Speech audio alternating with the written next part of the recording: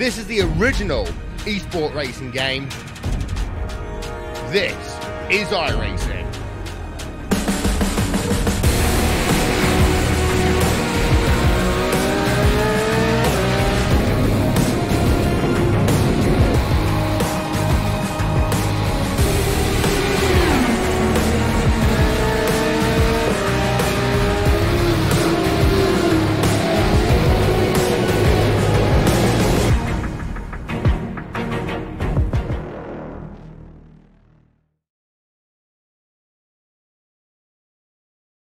It's decision time, NASCAR fans. Who gets you the points? Who gets you the wins? Who gets you the bragging rights? Who gets you the championship? Sign up and play today at NASCAR.com/fantasy.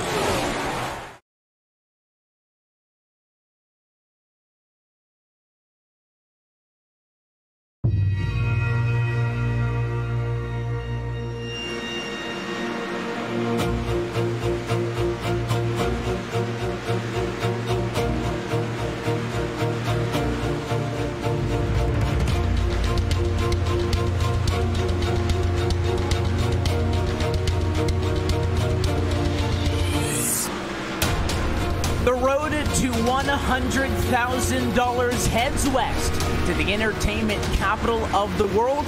We're from the virtual Las Vegas Motor Speedway. We say good evening, sim racing fans, and welcome to round 2 of the 2019 eNASCAR PEAK Antifreeze iRacing Series.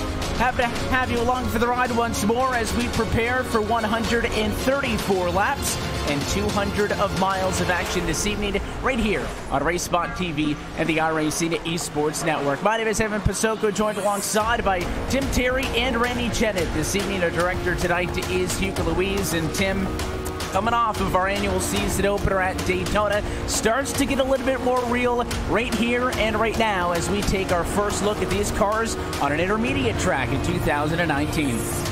Yeah, glad to be back, Evan. And when you look at it, the butterflies from Daytona, they're now all in the rearview mirror. We get to set into a groove and get into a rhythm with this race at Las Vegas. We'll see a little bit different racing than what we saw at Daytona, but I'm sure we'll see some of those familiar faces near the front of the field. America's Racing Showplace, the first of many 1.5 intermediate tracks we're going to see, Randy, over the course of 2019, which is why Daytona, well, certainly if you had a good result last week, it's going to help you out for 2019, give you a good boost, but it is not the end-all, be-all. Certainly, this is, I think, going to be our first real good look at what these drivers have brought to the table, and no surprise that it is a full field, all 40 eligible drivers getting set to start tonight's Las Vegas 200. Yeah, certainly not shocking at all to have everyone out here at Vegas. Vegas is always popular amongst the drivers, amongst spectators as well. It's a track that really does supply some good racing. Nice couple different grooves between the bumps you have down low up against the white line, especially through 1 and 2, and the slightly smoother trip around the racetrack you often get up around in that middle lane. I will expect to see cars in both places all night.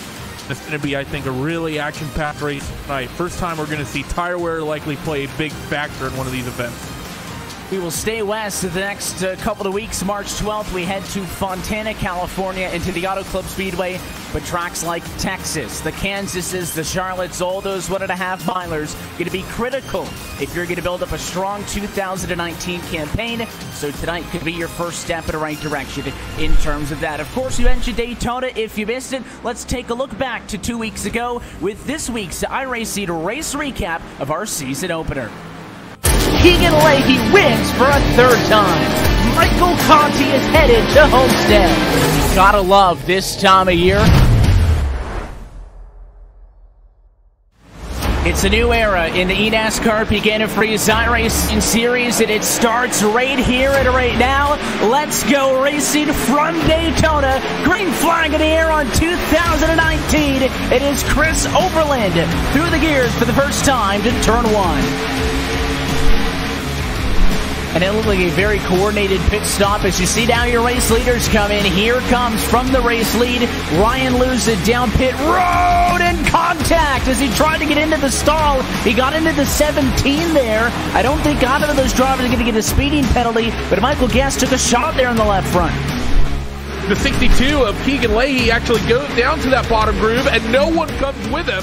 All the race leaders putting him in the rearview mirror. Here, just going to have a complete mutiny to the outside of the racetrack as he tried to work with him. It's going to be 1, 2, 3, 4 cars going on by. Race leader 5 now as his teammate Jarl Tien goes on through. But Michael Gass, second time tonight, he's made the outside line work. And number 17, Fasten all forward to the race lead, pushed by Kane Cook. Casey Kerwin in line as well. And Garrett Lowe now maybe with the race high as he ends up 4th at the line. And you need enough cars that you're going to have enough draft support getting back at it onto the racetrack, while also not having too many. And there it is. Race leaders in. It's Michael Guest. It's Kane Cook on the 17. Blown pit road. Race leader Michael Guest is in the grass. And 1 lap to go for the World Series Racing as we hand out the first checkered flag of 2019. Pace car in. Green flying in the air for Zach Novak. 1 lap to go. Cars fanning out all over the place, 3 wide in your mid-pack. We got cars around, but we still are running and finishing this race under green. So your mid-pack piles up, but about your top 10, top 12, they are able to stay in it, and Zach Novak will be getting pushed. Ryan Luza will lose his help. It might just come down between Zach Novak and Jimmy Mullis as they run off of 2. And down the back straightaway they come. Luza, no help from second. Falls to the wayside. It is a 4-car breakaway on the inside line. Novak leads atop the 46 of Jimmy Mullis. Third in line is Keegan Leahy as they come into turn number 4 for the final time. Where's the move? To the outside goes Mullis. Novak tries to hold the bottom of photo finish. He's got it. Zach Novak, first win of 2019 for Roush Fenway, and takes home the $1,000 prize.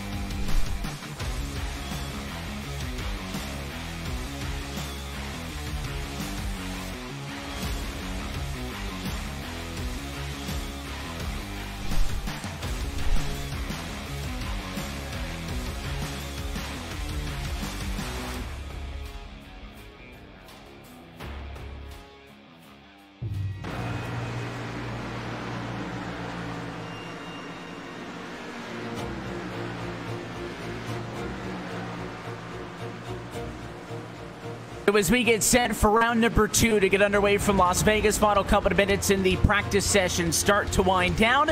Do want to welcome Eric Hudek into the RaceSpotTV booth, the iRacing lead vehicle dynamics engineer. Eric, thanks for giving us a little bit of your time, and welcome up into the booth with us. Before we get underway here, just want to bore you, ask you a couple of questions. First and foremost, kind of introduce yourself. How long have you been with iRacing, and what's your background? I understand you did come over from the NASCAR Cup Garage. Sure. Well, I'm glad to be with you guys tonight. Yeah. Well, I've been at iRacing for about 10 years now. My focus has primarily been on the oval side, developing the high-level NASCAR stock cars as well as short-track cars, but also high-level open-wheel cars within the service. Of course, I also dabble in almost everything vehicle-related at iRacing, but these have generally been my specialties. I also spent significant time working in the racing industry. I've worked at the manufacturer level, supporting truck, Xfinity, and Cup Series affiliated teams, as well as a race engineer and performance engineer in the Cup Series for a couple different organizations. I know there's a lot of buzz around this 2019 season. Can you talk a little bit about the changes to the cars in iRacing coming this next season, and how those changes are going to impact the racing compared to prior seasons in this eNASCAR PEAK Antifreeze iRacing series? Sure. NASCAR has made some pretty substantial changes to the NASCAR Cup Series cars this year, and we remain committed to replicating these changes at iRacing. Really, that's our MO, to stay true to the real cars and emulate how they behave on the racetrack as exactingly as possible. Thanks to great partnerships with NASCAR, the manufacturers, race teams, we've been able to collect the right bits of information to put together a really great package that we hope will be exciting to race. As mentioned, the changes to these cars are fairly large this year. The important details are significant increases in aerodynamic downforce and drag, as well as a reduction in horsepower at racetracks larger than a mile. Basically any oval track larger than New Hampshire. Horsepower goes from about 750 horsepower last season to around 550 going forward. At short tracks, though, engine power will remain the same as last season, but the additional downforce takes effect across the board. What this includes is primarily a much larger splitter, bigger radiator pan, along with a much larger rear spoiler. These changes should be quite evident just by looking at the cars even before feeling them out on the racetrack. The expectation is that intermediate speedway tracks like Fontana, Texas, or Charlotte, cornering speeds could be quite a bit higher with lower end of straight speeds. The idea is this will promote closer racing, and in development testing, that's exactly what we've seen. Of course, the cars will respond somewhat differently at each track, but I think these changes should really mix things up. Drivers will need to adapt their approach to racing by having to manage their cars in congested traffic. Racecraft, I think, will be essential to getting competitive going forward with these cars. We certainly look forward to see how all of this plays out when we see it for the first time in 2 weeks from Auto Club Speedway. We're on the grid, so we'll let you get out of here. But again, we very much appreciate your time, Eric, and hope to catch up with you again soon. Thanks so much, guys.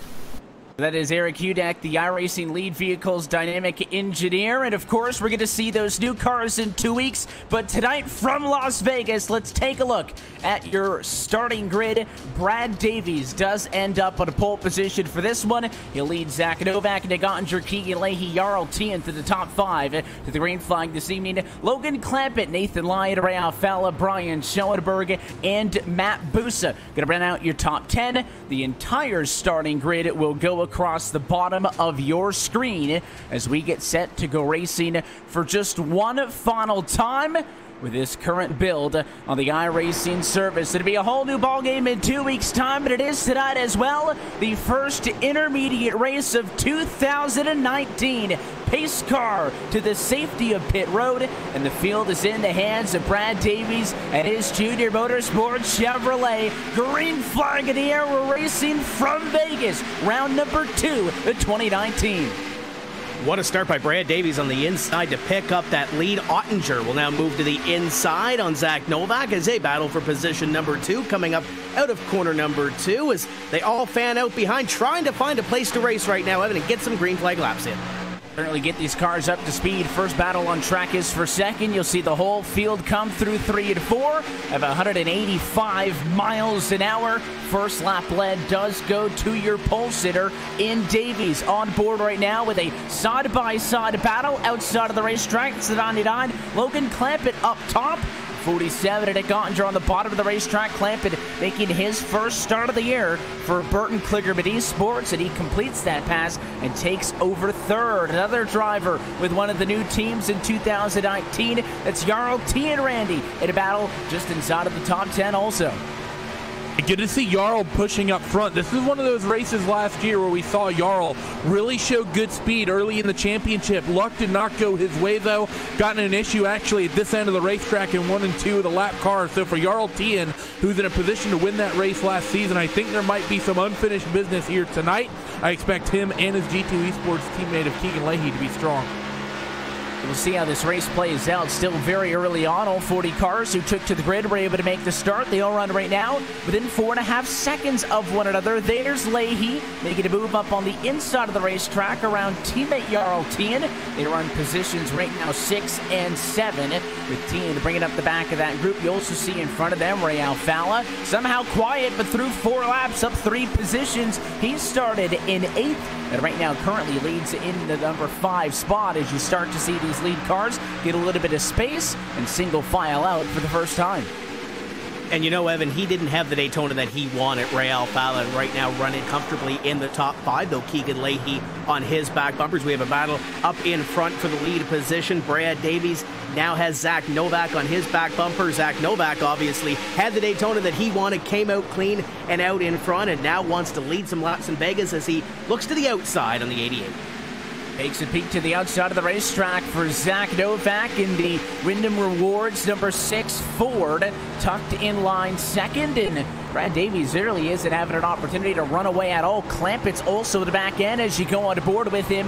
The top three cars still only separated by 0.2 of a second. So close to that outside wall as they now power down the Nellis straightaway and into turn number 3. Novak, I think, going to be pressured into making a quick move on Davies, because if he doesn't, Clampett's going to be right there all over him. A fight for second maybe on our hands before the 6 is able to get up and fight for the lead. Have to wait and see, because I expect that we're going to see a couple of these guys be really aggressive, especially if we see those cars running 4th and 5th on the racetrack get up and into this fight, as Davies, maybe a little tight off of 2, gets right up against the wall, and I think just didn't scrub any speed. Almost a perfect exit, as Novak's going to run the middle, and Logan Clampett's going to take advantage. He's going to show the nose up off of 4. Trying to hold the inside line. It is going to be more difficult for him to get back and into the throttle. You see a lot more side-by-side going on throughout the pack as Clampett unsuccessful in his first bid for P2. Tucks back in line, and some of those other fights towards the middle of the pack also single filing out. You see Jarl Tien thinking about going to the outside of Alfala's Wood Brothers Ford, but then opts not to. So in fact, single file for a majority of the field. Drivers, Tim, certainly going to use the apron on the front stretch here at Vegas to try to make some moves, and you see somebody peeking down to the inside but not necessarily going for it was Ryan Luza, tucked in position number 8 right now. The flip side tactics entry, he's all over the 66, 3 wide for the race lead. You see it at the front of the screen there. It was Clampett to the inside of Novak as Novak went to the inside of Davies. Neither of those moves worked, but what a look as now the 6 peaks back down on the inside again. Novak was in a precarious position there on the inside of the 88 of Brad Davies.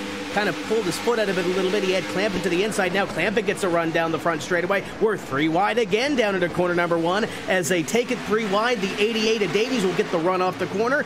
Clampett's still trying to get that inside line to work right now, Evan. Hasn't been able to do it successfully, but he's still there down into 3.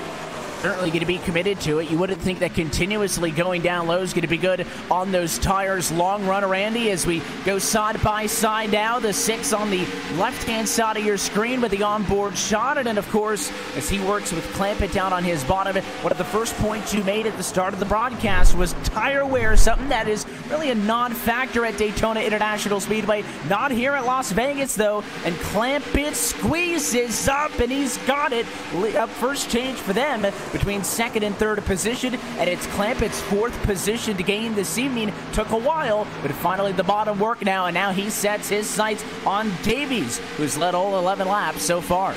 That Burton Kligerman Esports number 99 is hooked up, at least in the early parts of the run, as through 1 and 2. You're going to see him go nearly 3 abreast again as Novak's up against the white line. Logan really hits that apex late. Going to set himself up for a nice straight exit. Actually gives Brad a bit of room. Coming off of turn 2, doesn't get the run he may have expected, but he's going to make that move for the race lead in 3 and 4. Takes it for just a moment, but Brad should have momentum off the top. I think that 99 will hold on to the lead at the stripe, though, and indeed he just does.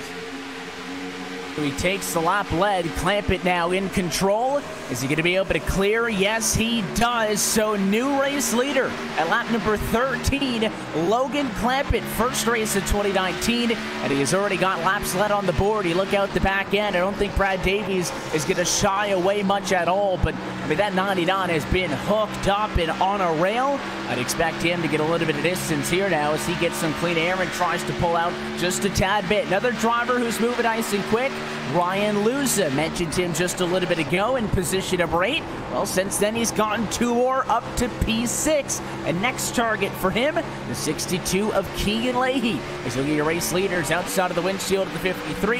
Luza, fastest car on track last couple of times by, +5 from the start of this race. While your top 3 battled for that position, it closed in at 4th, 5th, and 6th. Nick Ottinger is now on the back end of the 6th of Zach Novak as he goes to the inside of Brad Davies as they battle it out for that 2nd place position. Looks like that inside line is going to work. Move Novak up to position number 2. But as they battled, Evan, looks like Logan Clampett's getting a little bit smaller in the windshield of Zach Novak and the rest of these drivers battling for 2nd on back. Davies takes a look back at the 6th for position number 2. Can't get it to work. And oh, by the way, here comes Ottinger, here comes Keegan Leahy, and here comes Ryan Luza. Yeah, first real time we've talked a ton about Nick Ottinger. He's been right around there all race long. Started 3rd, holds 4th position, and maybe just one of the quieter cars as there's a side-by-side fight behind him. Luza to the inside of Leahy, and we might end up 3 wide here. No, the 47 up on the outside of the racetrack kind of pinches that 62 in. That might work out in favor of Luza here. He'll get 1 spot, maybe 2 now, as he ends up on the inside of Ottinger, and despite that inside lane, he's going to be able to get back to the gas in time and lead a side-by-side fight for that position across the start-finish line. Luza now up to P4, a race high for him, as Leahy goes through pretty quickly, completes a pass on Ottinger, who's now fallen down 3 spots. Definitely starting to see some of these cars that are fast, at least in the early points of the run, getting their way out forward. Ryan Luza and Logan Clampett, the 2 ones up at the head of the field that have really been noticeable. It'll be interesting to watch, though, as we get deeper into this run. Both of those cars have been favoring that bottom line. Once we get 25, 30 laps into the run, about midway through this first fuel trim, how is this going to hurt these guys in the long run? We've seen it many times, Evan. Some drivers come out, get themselves to the front early, and then for the last 20, 30 laps of that run, really struggle and start to fall off. We'll say that 99 car, though, has done a fantastic job, got himself out to nearly 0.6 of a second lead over that second-place running car. We're still seeing Ryan Luza pushing his way forward as he fights with the 88 for third. We saw a good battle boost to mid-pack, but up front we go at it once again. Luza continues to power on the inside. It's the same lane that Clampett was making his passes on as he went from P6 to the race lead, and it is the same line that Ryan Luza has used to go from 11th on the grid to now 3rd, just 19 laps in to this Las Vegas 200. So we'll see as we start to get more separation how long this speed is going to last. Certainly wouldn't think that somebody like Luza, who tends to be one of the better cars as far as balancing early speed and not tearing up that equipment for a long run as well, I wouldn't expect him to fall off, but Clampett now 0.7 of a second, Tim, ahead of the rest of the field. That's Novak still in second, and then Luza going to be in 3rd position there. Davies sticking with the 88, ends up P4, so intervals up front as you see mid-pack, not as much separation, but certainly Clampett, Luza, 2 big names to keep an eye on going forwards. Bobby Zelensky was somebody else who we're looking at mid-pack. He's also gone into the green, past 4 cars since the start of this race, and wants to get one on Alfala, but it's not going to happen. Big block by the 21 as he protected the inside. Ray Alfala wanting to keep that position over Bobby Zelensky. Zelensky going to try to roll the top here and try to take it away, but Ray Alfala falling back a little bit from the first opening laps of this race. Now on lap number 21, he battles for a top 10 position still, but it looks like he's just hanging out right now. Zelensky goes to the outside line. You talked about drivers coming and going. Ryan Luza coming to the front. We saw Brad Davies lose 3 positions on the exchange from the battle for the lead. So some drivers in the first 15 laps of this race feeling out their race cars, maybe using the tires a little bit more than they want to on this first run, Evan, as Ray Alfala continues to hold that inside with Bobby Zelensky on the outside. Christian Chalner there as well. The look out front of Matt Boos's entry here. Teammate just in front of him, Brian Schoenberg. The Williams eSports cars continue to pretty much run in tandem with one another. We've got a front row seat to this battle that sees to the outside of the racetrack. Challenger making a move on Ray Alfala and completing that pass now for 10th and 11th position. So as Boos and Schoenberg try to exchange it amongst themselves, Ray Alfala has dropped 3 positions from the start of this race, having recently been passed by both Zelensky and Challenger, as a couple of pairs of side-by-side racing come down the back stretch outside the better lane in that exchange, as the 5 of Boos may finally have gotten the upper hand on Schoenberg. Sort of the middle of this pack here around the 10th spot. Everywhere is just absolutely insane. Side by side, up and down the field. Jimmy Mullis about to get in amongst the Williams eSports teammates of Busa and Schoenberg. Schoenberg pushing a little bit on the entry into 1. That gives that 46 car a bit of an advantage, and off of 2. Down the Nellis straightaway, Mullis will have the momentum running on that top side. You also have Taylor Hurst, Ashton Crowder, and Michael Conti all in this little gaggle as well of cars as they still fan out side by side, and Mullis looks like he's going to get clear of the 55 off 4. So far, so good. Tons of great action as you see Conti now dive down to the inside of the racetrack. A little bit of work to do compared to his Junior Motorsports teammate who started this one on pole. Davies in P5. Conti has gone the wrong direction after starting 13th, runs in 17th at the moment, but there are a couple of spots to be fought for as you see the 74 Hurst go by on the outside. Also down low on the bottom of the racetrack, Ashton Crowder trying to make a move with the little bit of a tail end happy that time, but a turn turn 4 as he tried to stay in the throttle. 25 laps in now, uninterrupted. A green flag racing. You're going to start to see that handling now go away, and those cars get much more loose as opposed to how locked down they've been to this point. You get some side-by-side action. Conti on board, right-hand side of your screen. And as they battle side by side in the middle of the pack, we had a brief exchange for position number 4. Keegan Leahy going to move up one over Brad Davies at the front of the field. It seems like there's a little more a non-sense of urgency. The middle of the pack, you're trying to get towards the front, get up towards the top 10. As you see Taylor Hurst and Brian Schoenberg battle for that position. You're right on board with Michael Conti. Great little battle here mid-pack as they continue to fight towards the front of the field. They'll work lap number 27 up off corner number 2. And this group here, mid-pack, is kind of where most of the action has now become. The leaders have spread out a good bit, couple of car lengths in between at least the first 3 or so. In fact, now a battle inside of the top 5 with the 88 of Brad Davies once again trying to play defense. It's the 47 of Nick Ottinger to his inside. So there's another side-by-side exchange. The JTG Darty entry down on the bottom of the racetrack, and Davies, who again started from pole. You really can't start much better than that, Randy, but at least on this first run and in traffic hasn't been the best of cars. He's going to have to deal with not only this 47, but Yarrow Tian's right there. Both those cars, the 47 looking low and the 66 kind of patiently hanging back as now you go on board with Tian and P7. Both those cars have kind of caught up at the same amount of speed. You see the cars in front of Davies pulling away. 88 missing a little bit about halfway through this first run. Yeah, definitely seems like that. The 88 car maybe not having that pace he had in just a single lap overall speed to get himself into that pole position. And we're also seeing that sort of upper groove come in a little bit better as well. You see the 47 of Ottinger really run that bottom line very well this time through 3 and 4. Makes up a lot of time on that orange, white, and black number 88 car of Brad Davies. We've been talking about since the drop of the green flag, the cars who have themselves built maybe for short run speed, we're starting to see some discrepancy. Logan Clampett's dropped down into 30.4s. Zach Novak's reeled in about 3/10 the last couple of laps. So some of those drivers we saw come out on absolute fire at the start of this race, maybe at the point where they're going to start falling off just a little bit. The entire field still only separated by about 10 seconds between your race leader, Logan Clampett, and 40th place runner, Casey Tucker, who's at the back. You talk about a 200-mile race, 134 laps on the board this evening from Vegas. And at this pace, going quickly through this without any incidents so far to report at this time. And I think a majority of the field now starting to get a little bit more space as you take a look off the back end of that battle again up front. That's the back end of Nick Ottinger in the 47 machine.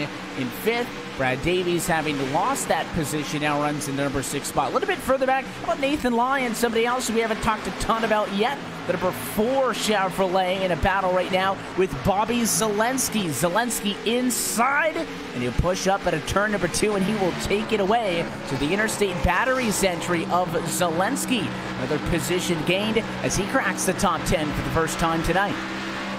Yeah, the independent's been holding his own right now. Nathan Lyon just loses that position to Zelensky. Busa going to take a look to the inside. Qualified in position number 7, and now sees a little bit of that traffic make its way to his back bumper as he continues to battle. Chalner is in this little battle as well, but Lyon holding his own here through the first 33 laps of this one and keeping within the top 10 as we work forward in this race. Keep an eye on him. Maybe he's got something for the long run if we get a long run to the checker flag. The 5 machine on the inside, you can see he certainly had the track position about a half a car length up of the 4, but Lyon's able to keep that speed off the banking and rim it around the outside of the racetrack, use that banking to his advantage. I think that this may eventually go in favor of Busa if that Williams Esports driver continues to stick with it down on the bottom. We questioned Logan Clampett making some of those moves down low after it didn't necessarily work right off the bat. It ended up being a good decision, so we'll see if Busa wants to stick with it there, but very much like when we saw that three-way battle for the race lead early, if you're Busa in the middle here, Andy, you can't only focus on Nathan Lyon. You keep taking a couple of swings at him and you're unable to get there. Right on your bumpers, Christian Challoner in the number 37 machine, in fact, looking to the inside now. So the 5 has got to be careful here, not get fixated on that 4 car in front of him and not open up the door for Challoner, who certainly, you give it him an inch, and he will certainly try to take that spot away from you.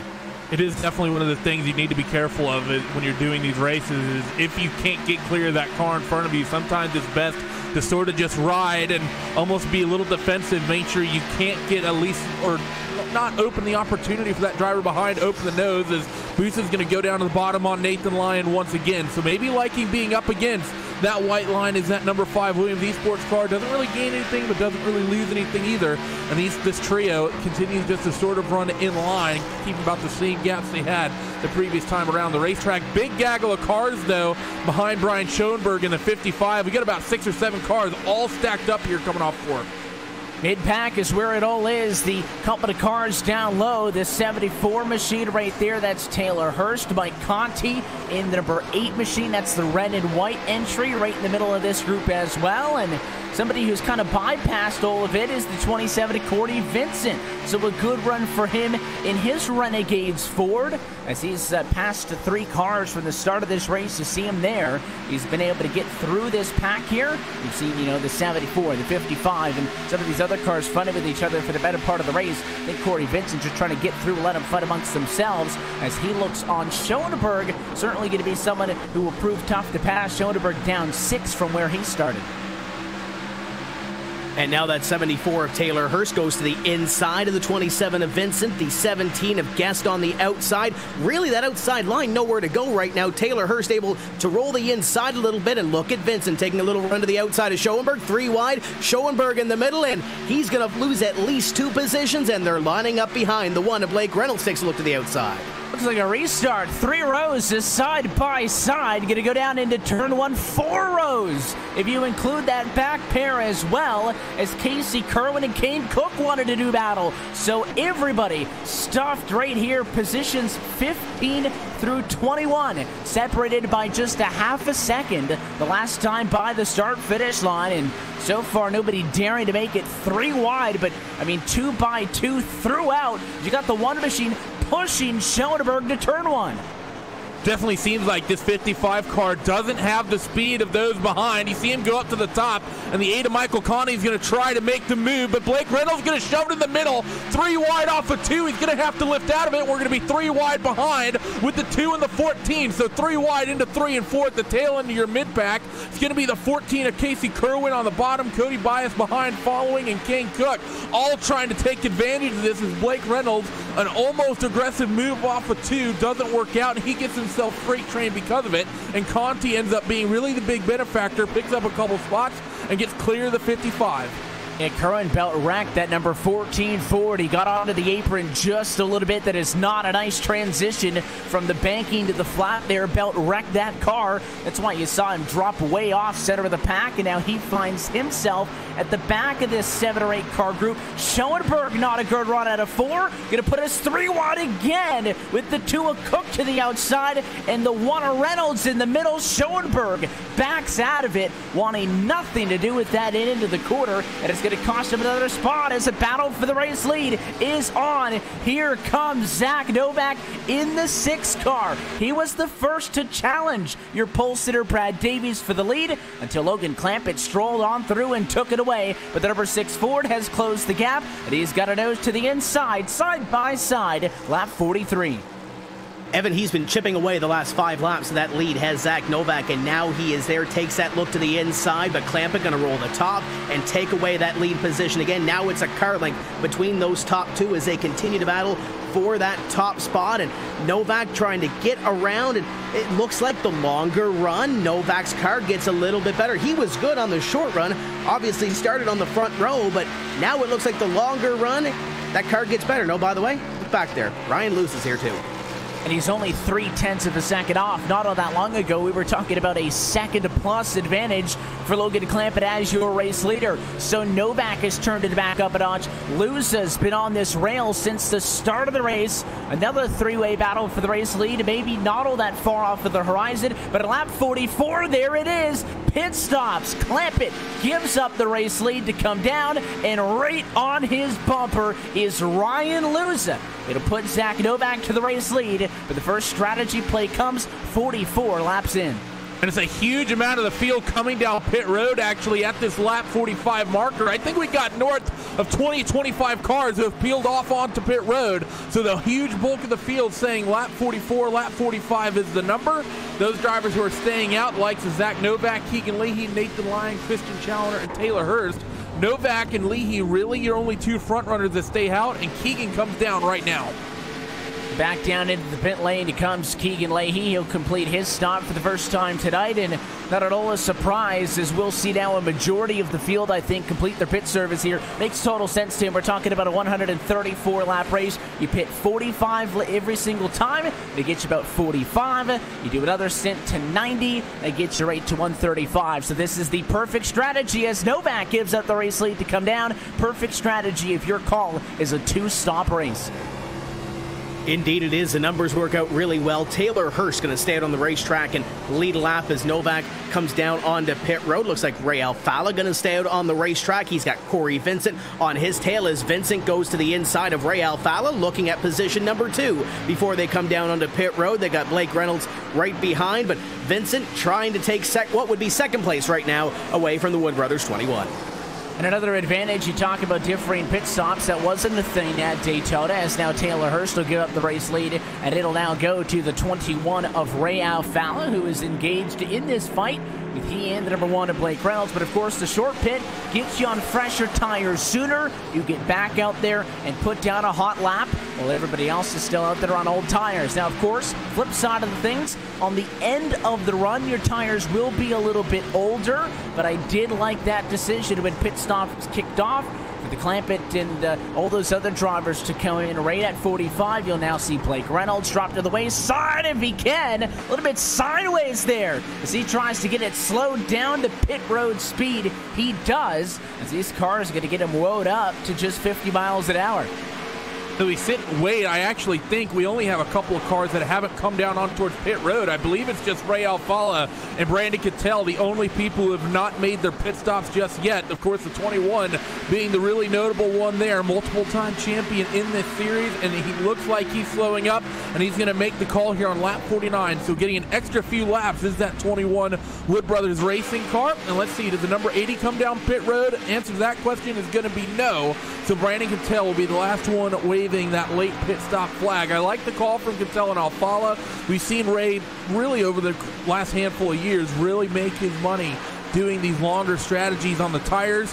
He gets smoothly into his box, and 4 tires and fuel will be going into the 21.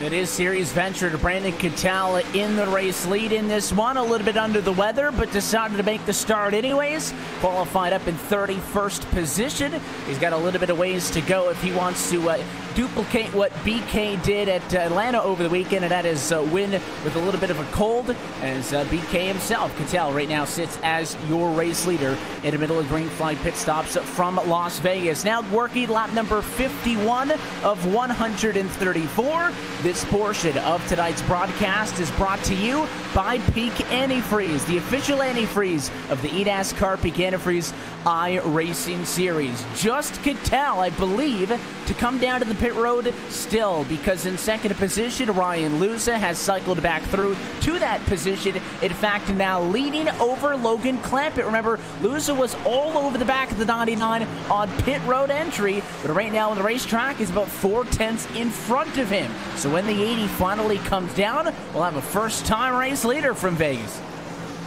And you can see the tire difference as everybody works their way to the inside of Brandon Cattell, and it looks like Cattell going to the inside line this time. Will the 80 come onto pit road this time? No, he will not.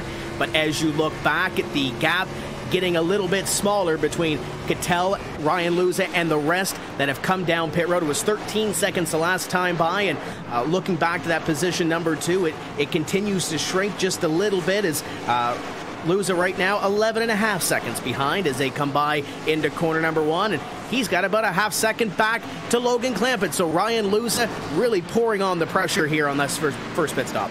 Yeah, he was all over the back of the 99 machine. Obviously, Clampett felt that as he came down to the pit lane to get his service, and the pass actually happens as they were coming off of the pit lane. Luza was just better getting in, better out of the box, and by the time they blended back up and onto the racing surface, Luza had flip-flopped in front of Clampett. Right now they are second and third, but very shortly that will become first and second on the racetrack. After one with Cattell out there, certainly you've seen the difference in speed between him out there on old tires and some of the drivers. I don't think you could really realistically go for a one-stopper, and just as I say that, there he goes, dives down to the pit lane, thinking Cattell was just trying to hang out, maybe catch a yellow and see what was going to happen. His gap had shrunk to just 10 seconds over Luza and Clampett, so Cattell's going to get into the box, and that time through for the first time tonight, it is Ryan Luza on top. He's very good at this Las Vegas Motor Speedway, and without any assists, no cautions, no restarts, he's driven his way from P11 to now the race lead.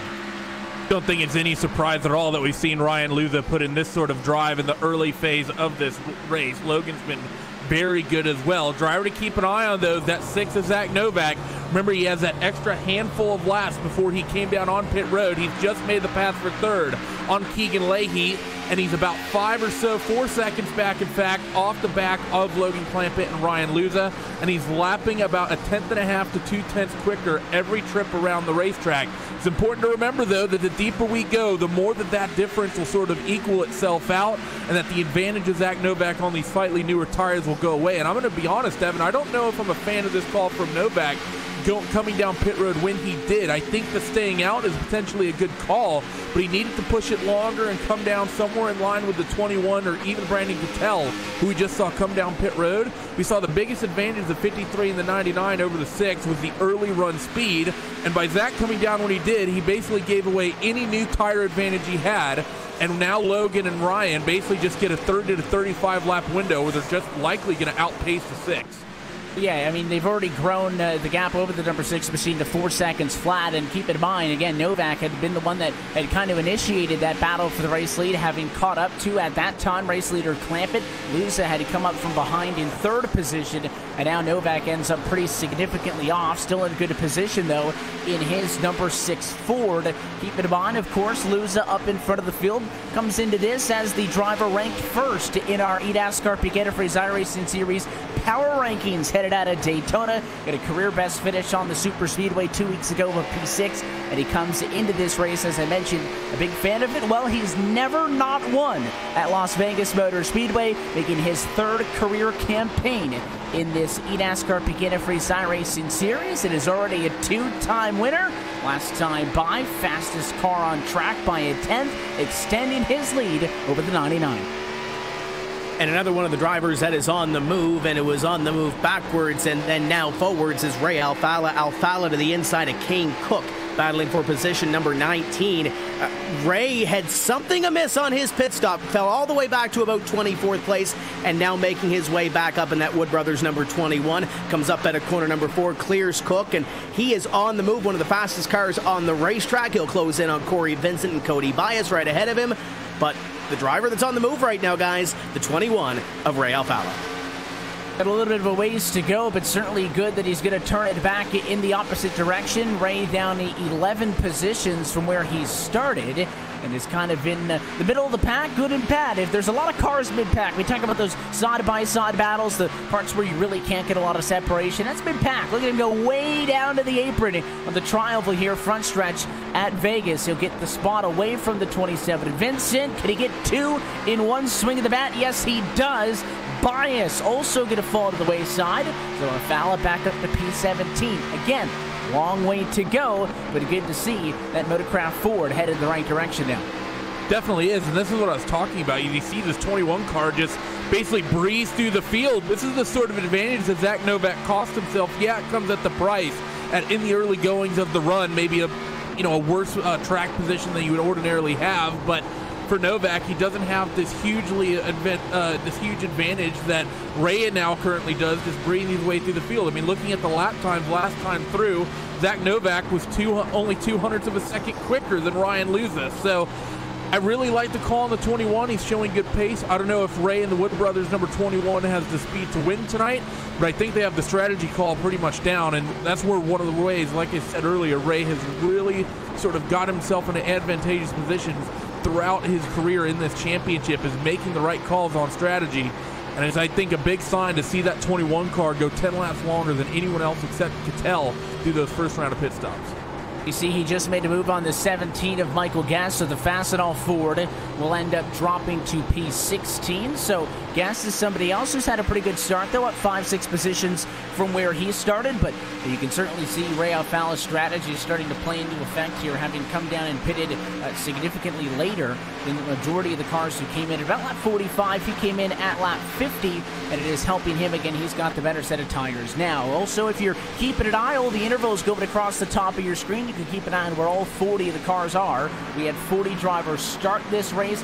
All but one of them are still in it. Brandon Cattell is lapped down in 39, but Malik Ray in the 90, no longer on track. Had a single car incident on his own. In fact, no, he had a little bit of contact and ended up dropping out of this race. It was not a caution.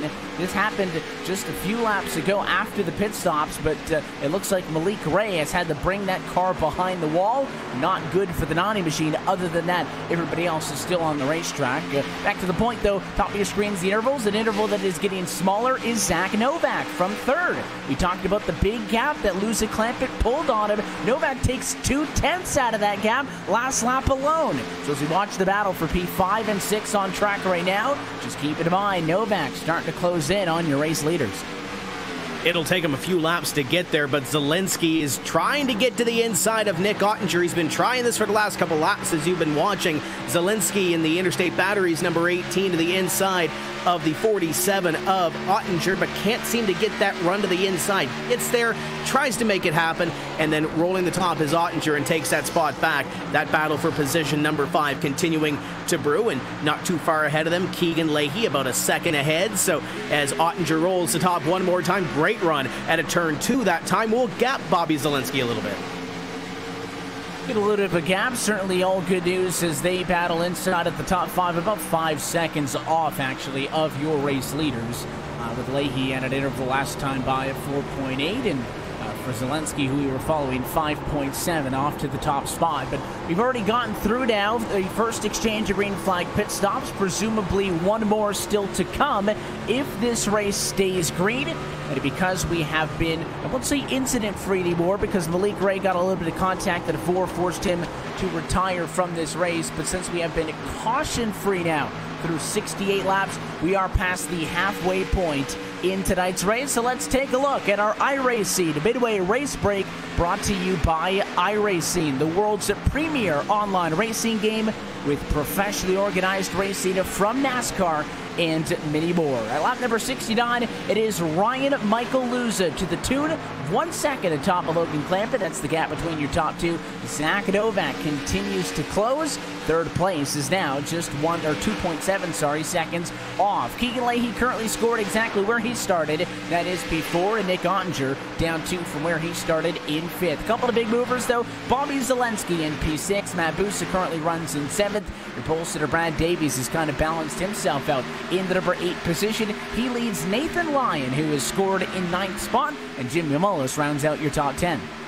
Jarl Tien currently runs in position number 11. Christian Chalner and Michael Conti, both even from where they started in 12th and 13th. That driver that was on the move we talked about earlier, Ray Alfala, up to position number 14 with Ashton Crowder back to position number 15 as he battles with Michael Guest. Guest looks to the inside. That's the battle for position number 15 as they go by into corner number 1. Behind them, Taylor Hurst getting into that battle as well. In 17th place, Corey Vincent. In 18th, Cody Bias. In 19th, and Kane Cook, great run in 20th. Blake Reynolds finds himself running 21st with Eric Smith in 22nd. Casey Kerwin up a few spots in that 23rd spot. 55 of Brian Schoenberg not going the way he would like, down 15 from 9th. He's currently in 24th. Garrett Lowe in 25th with Jake Nichols and Michael Garuglia, Chris Shearburn, Chris Oberlin, and Phil Diaz rounding out your top 30.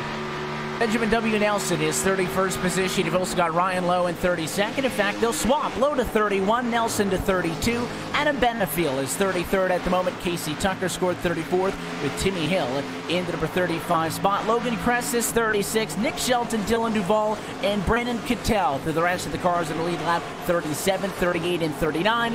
And as we noted, Malik Ray in the garage sits 40th position.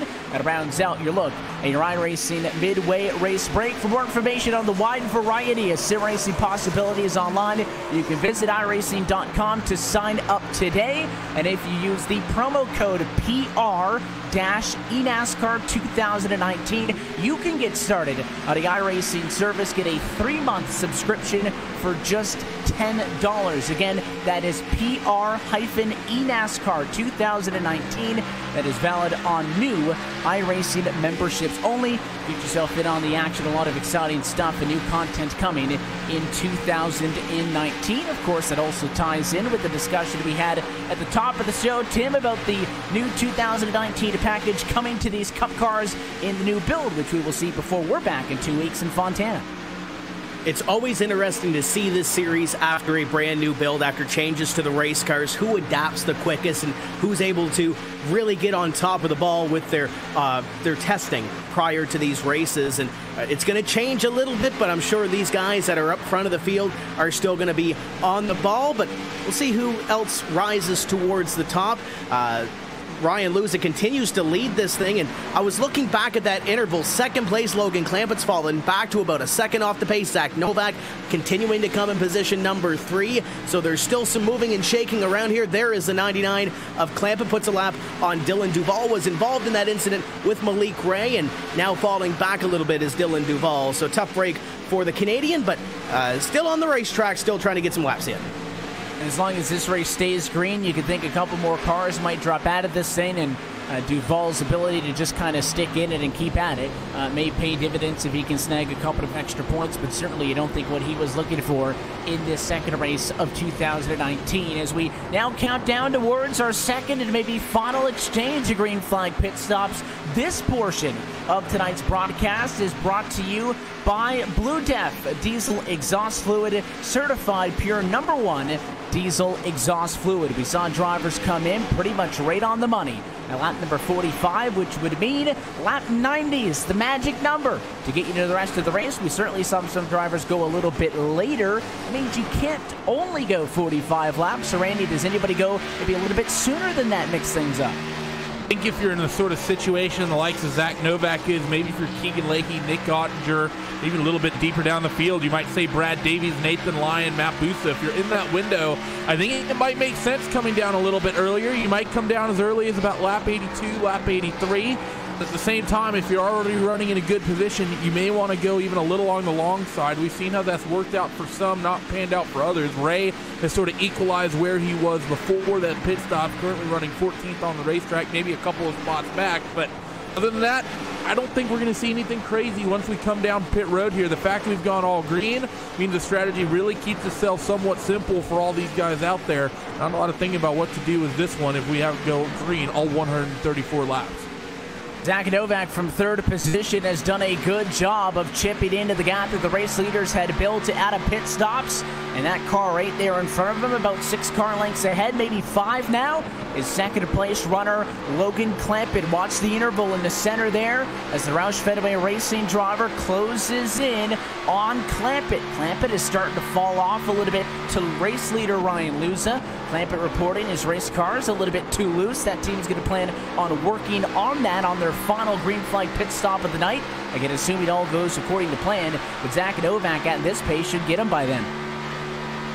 Absolutely, he should. As you see that battle on your screen, Novak consistently faster than Logan Clampett. Gets that run, takes a peek to the inside. A little bit of lap traffic ahead of them as well, so keep that in mind as they battle for that second place position. But we talked Novak being really fast on the long run, but Ryan Luza wasn't too far off his pace on the long run as well, as there goes the 48 to the inside. It looks like we had one driver at least come down to pit road and crack the cork on pit stops for this final round.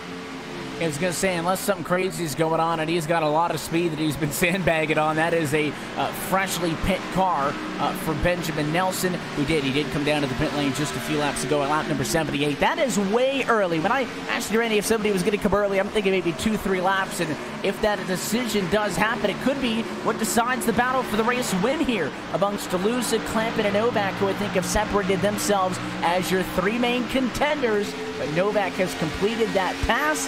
He now goes into the number 2 position as he tries to get what would be an incredible start. 2 for 2 on 2019. He's in a very good position to try to back up his win at Daytona. Yeah, he definitely is. Novak's really showing that he has some great speed here and basically saying that win at Daytona wasn't a fluke. But you're right, when talking about that 48 of Ben Nelson, seems a little extreme to be coming down that early, but consider the fact we haven't really talked about that number 48 car all day. I mean, he's running way down the order in 32nd.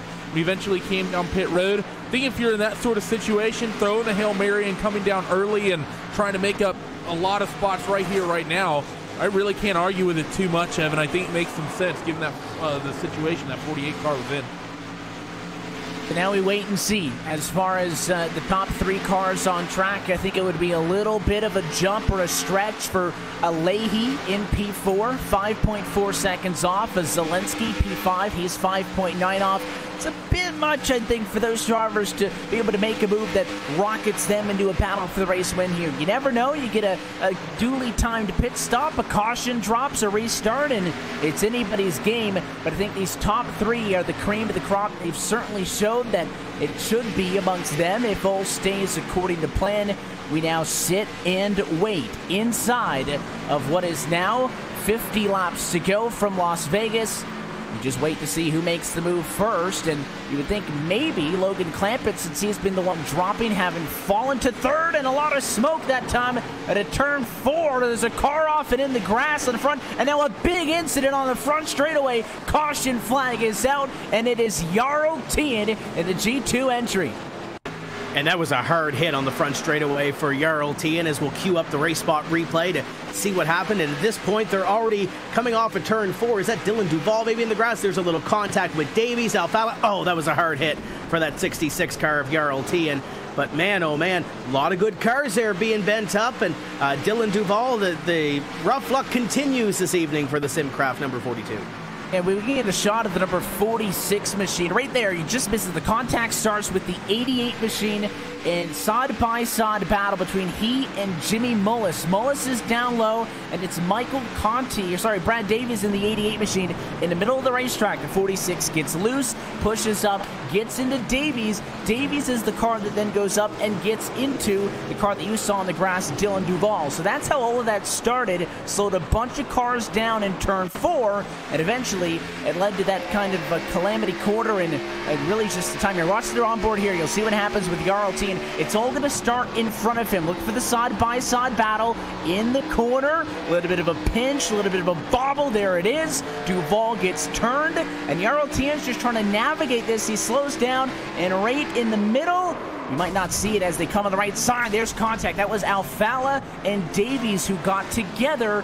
Tien, very much an innocent bystander, gets the worst. And we have our first caution flag of this race. And the entire field is now down onto the pit lane. No doubt 4 tires and fuel is going to be the call. It takes away any strategy option. Let's see who wins the race off of the pit lane.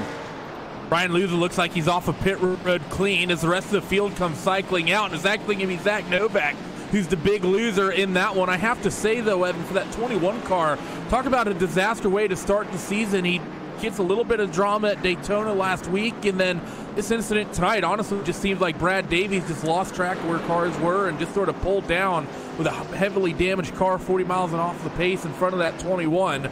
So for Ray Alfala having such a strong end of the season last year, these first 2 races not going great. He comes off, I think, somewhere around 12th after the pit stops, but heavy damage to that Wood Brothers number 21.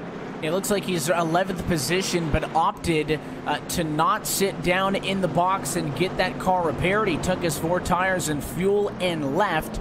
Could have sat down there probably for another minute or so and allowed the crew to work on that car and get it back up to snuff. Instead, he decides he wants to maintain, and it does look like he is going to be just outside of the top 10 with a car that is damaged and may affect him as we prepare to make a run to the end of this race. Duval now, a lap car comes down to the pit lane, but it is Ryan Luza as your race leader.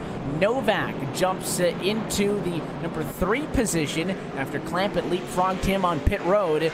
But I did say, for the Leahys and Zelenskis, maybe a yellow puts you in this thing all of a sudden. Brand new ball game. You don't need any more fuel to the end. We can race this one out. And if you thought there was a lot of 2-3 wide early, you haven't seen anything yet. And I think the strategy comes into this now, Evan. Do we get a couple of short stints to the finish, or do we get that long green flag run like we saw to kick off the first 80-something laps of this race? If we see a long green flag run to the end, I like Ryan Luza, I like Zach Novak. Those cars, those drivers have been consistent and really fast on the long run. We get a couple of short stints. You might see somebody from the back half of the top 10. Ottinger was really good on the first run, trying to get up into the top 5, and he's currently scored in position number 8. So I think this all depends on where the cautions fall, if they do, in the final laps of this race, and who has the faster long run or short run car in this one.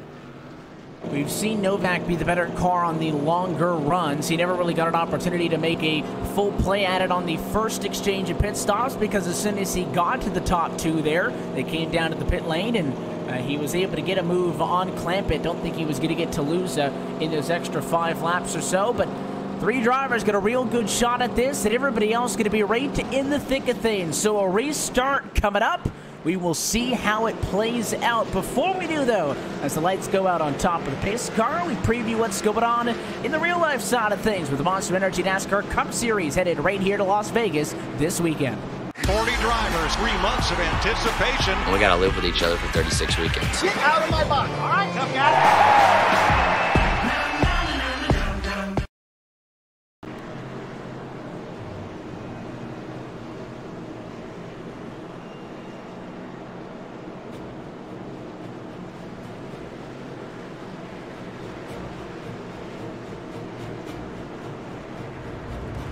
And back live from the virtual Las Vegas Motor Speedway, coming off of our first and only caution thus far this evening in the Las Vegas 200, round number 2 of this eNASCAR PEAK Antifreeze iRacing Series. Ryan Michael Luza is your race leader. Logan Clampett, Zach Novak, some of the fastest names and cars all night, going to be right there to his right-hand side and right on his bumper as we welcome you back at RaceSpotTV and the iRacing Esports Network. It has been a lot of green flag racing to this point, but what does the final third of this race hold for us? Pace car added in. Luza controls the start. He wants to go early. Green flag back in the air. 44 laps to go. And Novak takes that hold of the inside of Logan Clampett to battle for position number 2. Bobby Zelinski trying to get his nose into the inside. Looks like they get single file for a couple of moments on the outside line. First side-by-side battle is Bobby Zelinski trying to get that inside line and trying to take it to position number 3. On the inside there at the 99 Clampett. In fact, he got up to the quarter panel and Novak, but that doesn't stick. Novak defending P2, and it looks like with a big run on the outside of the racetrack, it will be Clampett defending 3rd for the moment as well. The 18, though, keeps the nose there on the inside, and he's not going to be able to get back to the throttle, though. Looks like the bumps down in 1 and 2 got to him.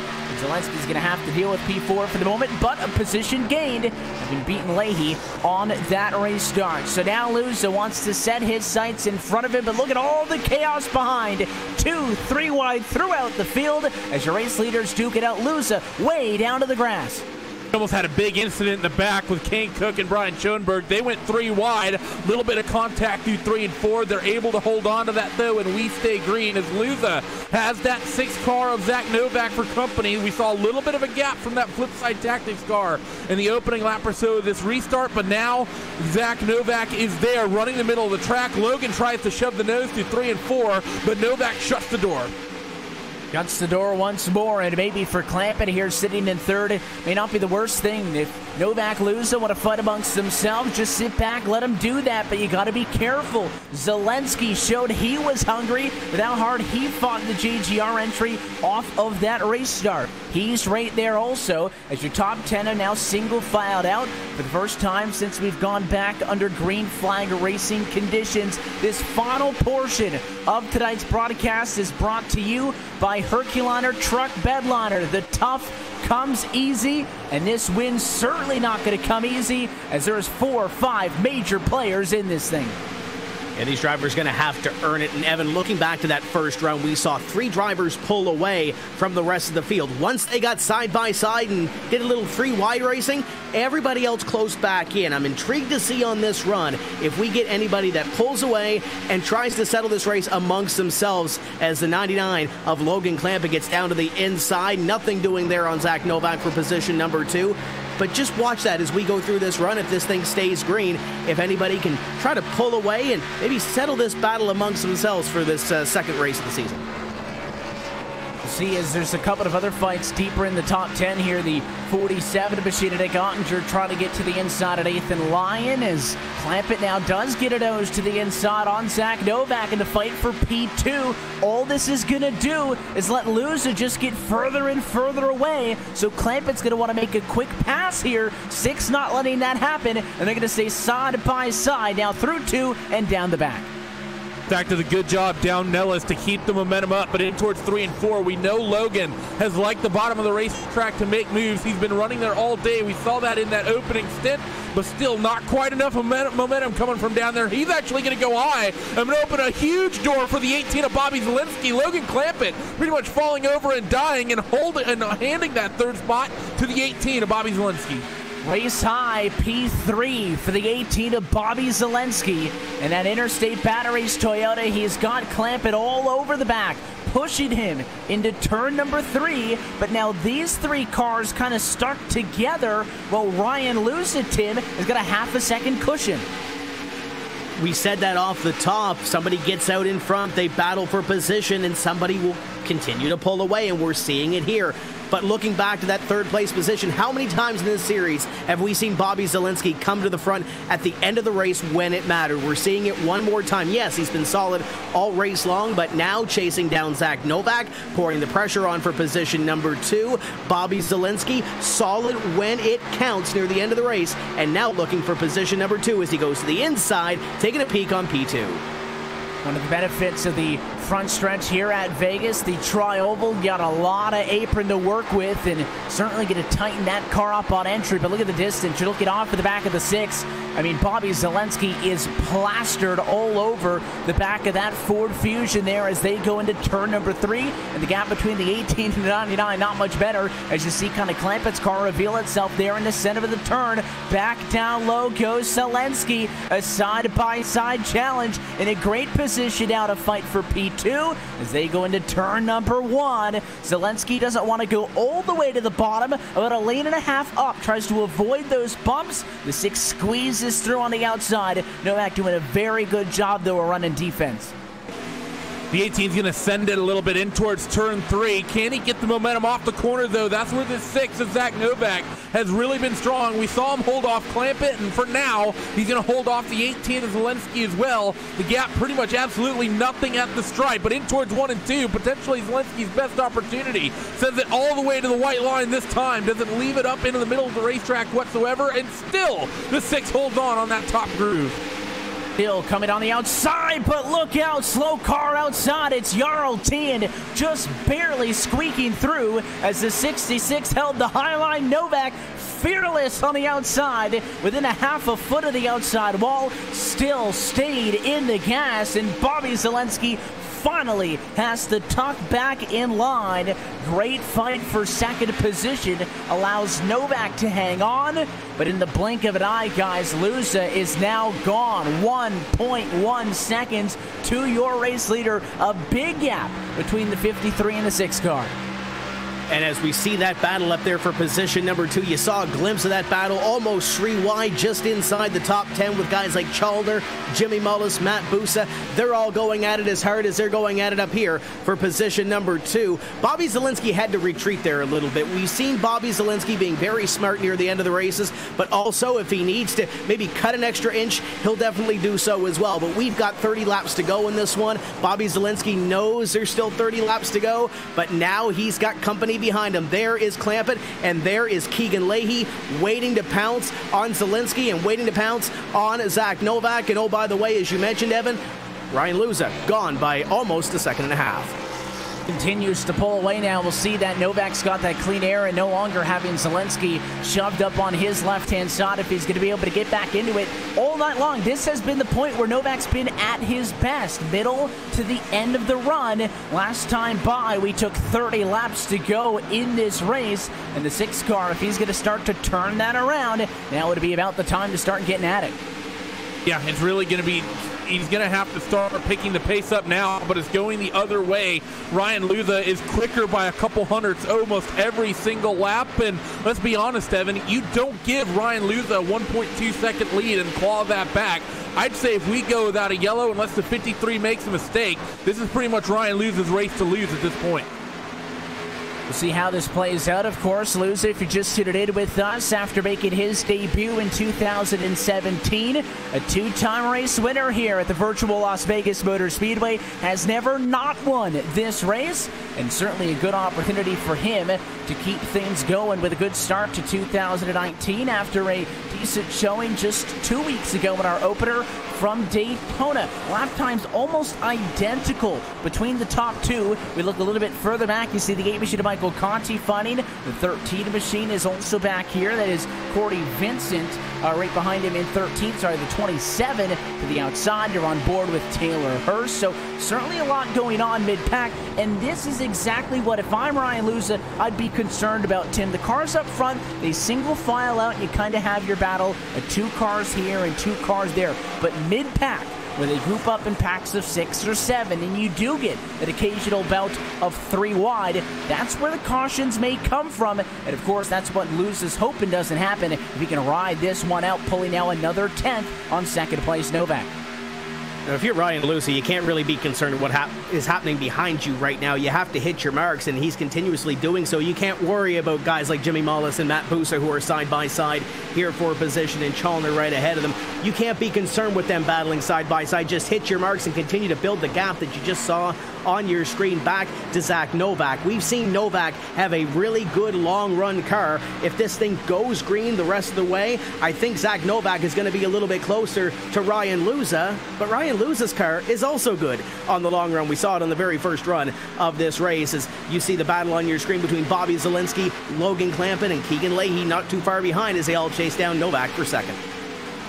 Look at the 1 machine bout mid-pack. They are a real close call out of turn 2. This is deeper in the pack. Blake Reynolds almost got into Ashton Crowder. Those are the kind of things that I'm talking about when you're saying that Luza needs to be a little bit concerned. Look at this. 2 sets of 2 wide there mid-pack.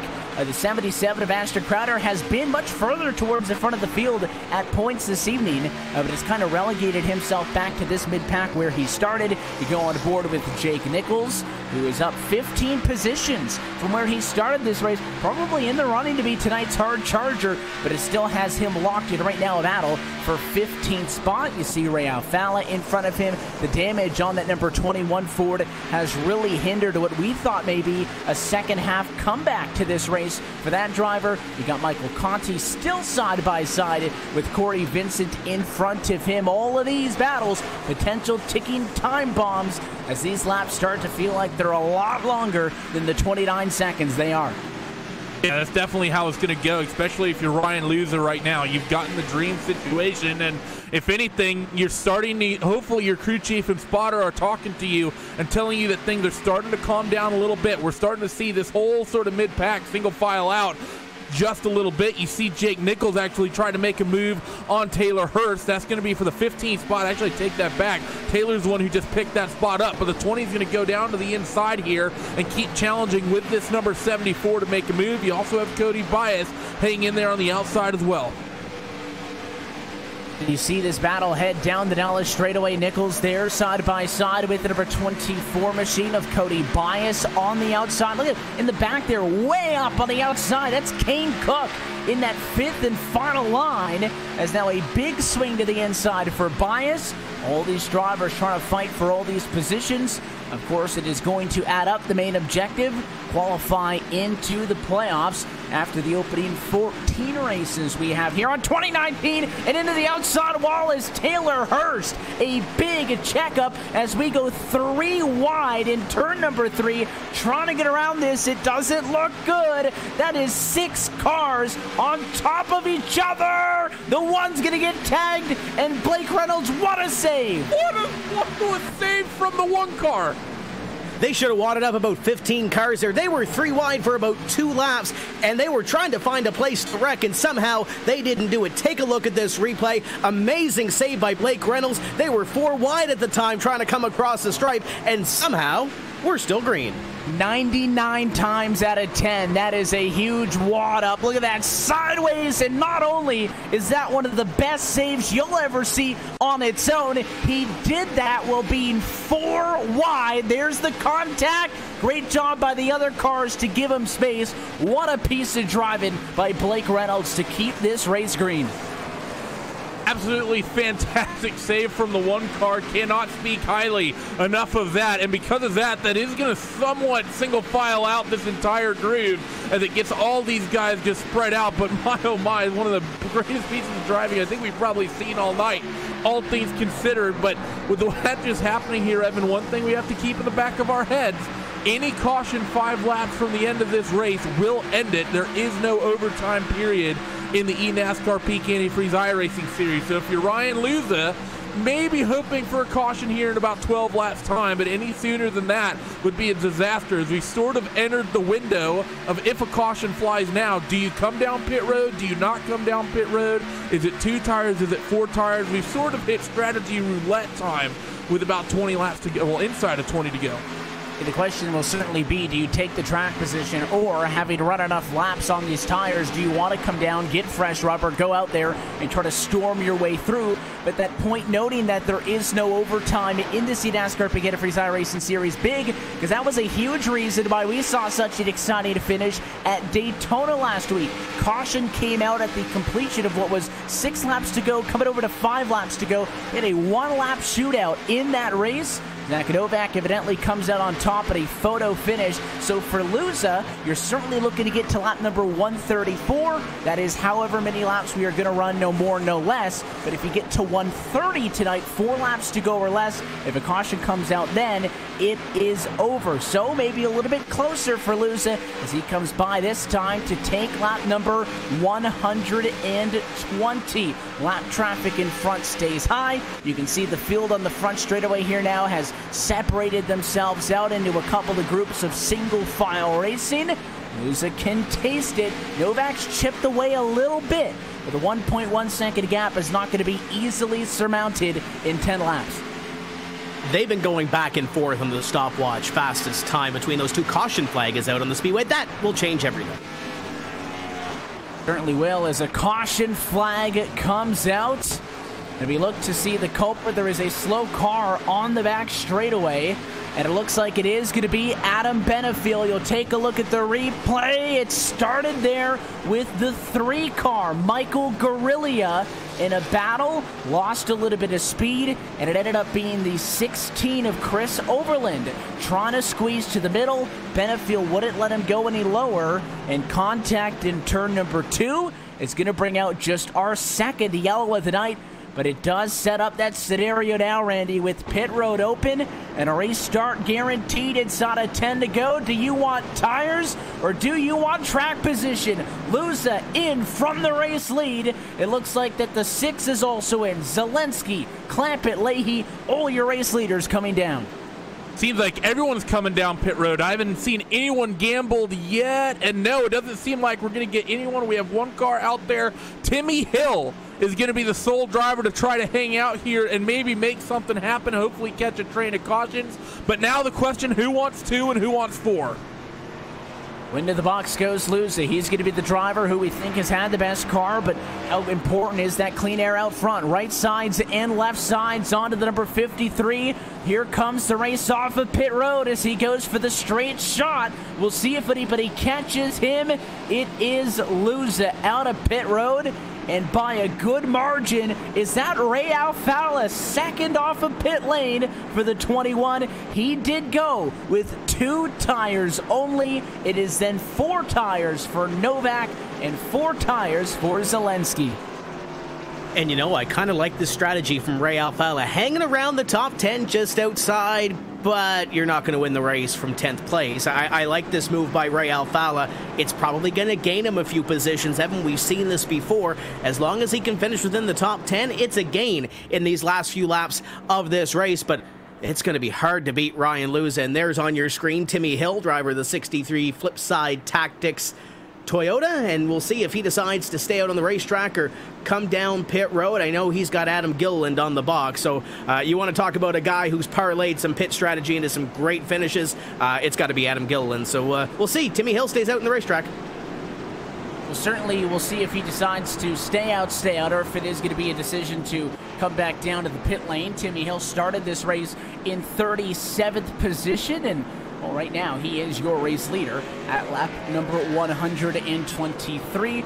The other car that you did see out there is Jarl T, and Jarl was involved in that first incident earlier in this race.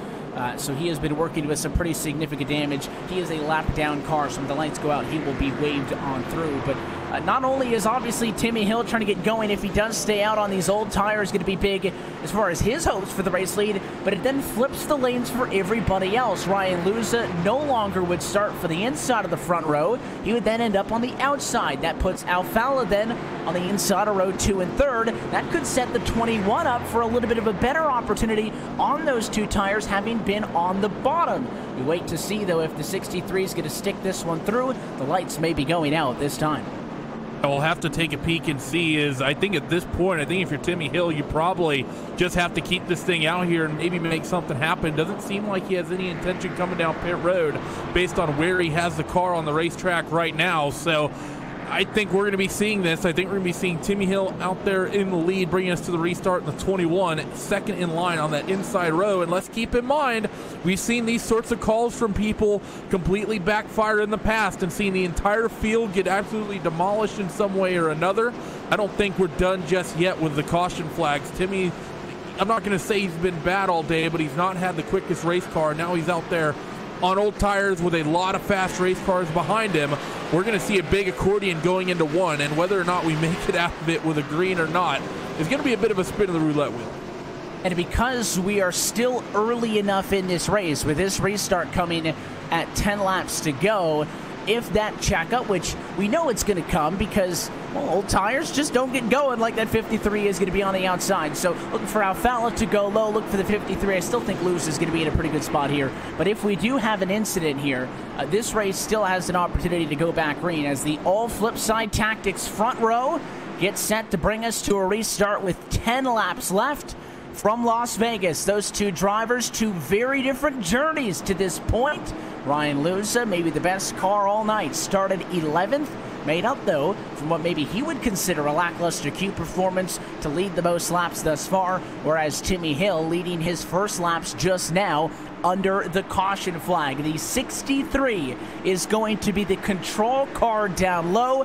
How well does he get off and going for the restart? And the 53 on the outside is going to try to swing by all of the ensuing chaos. Pace car down and in. Here we go with 10 laps to go from Vegas. Green flag in the air. There's the tire spin. Alfala can't go anywhere. And the outside with a big run to turn 1.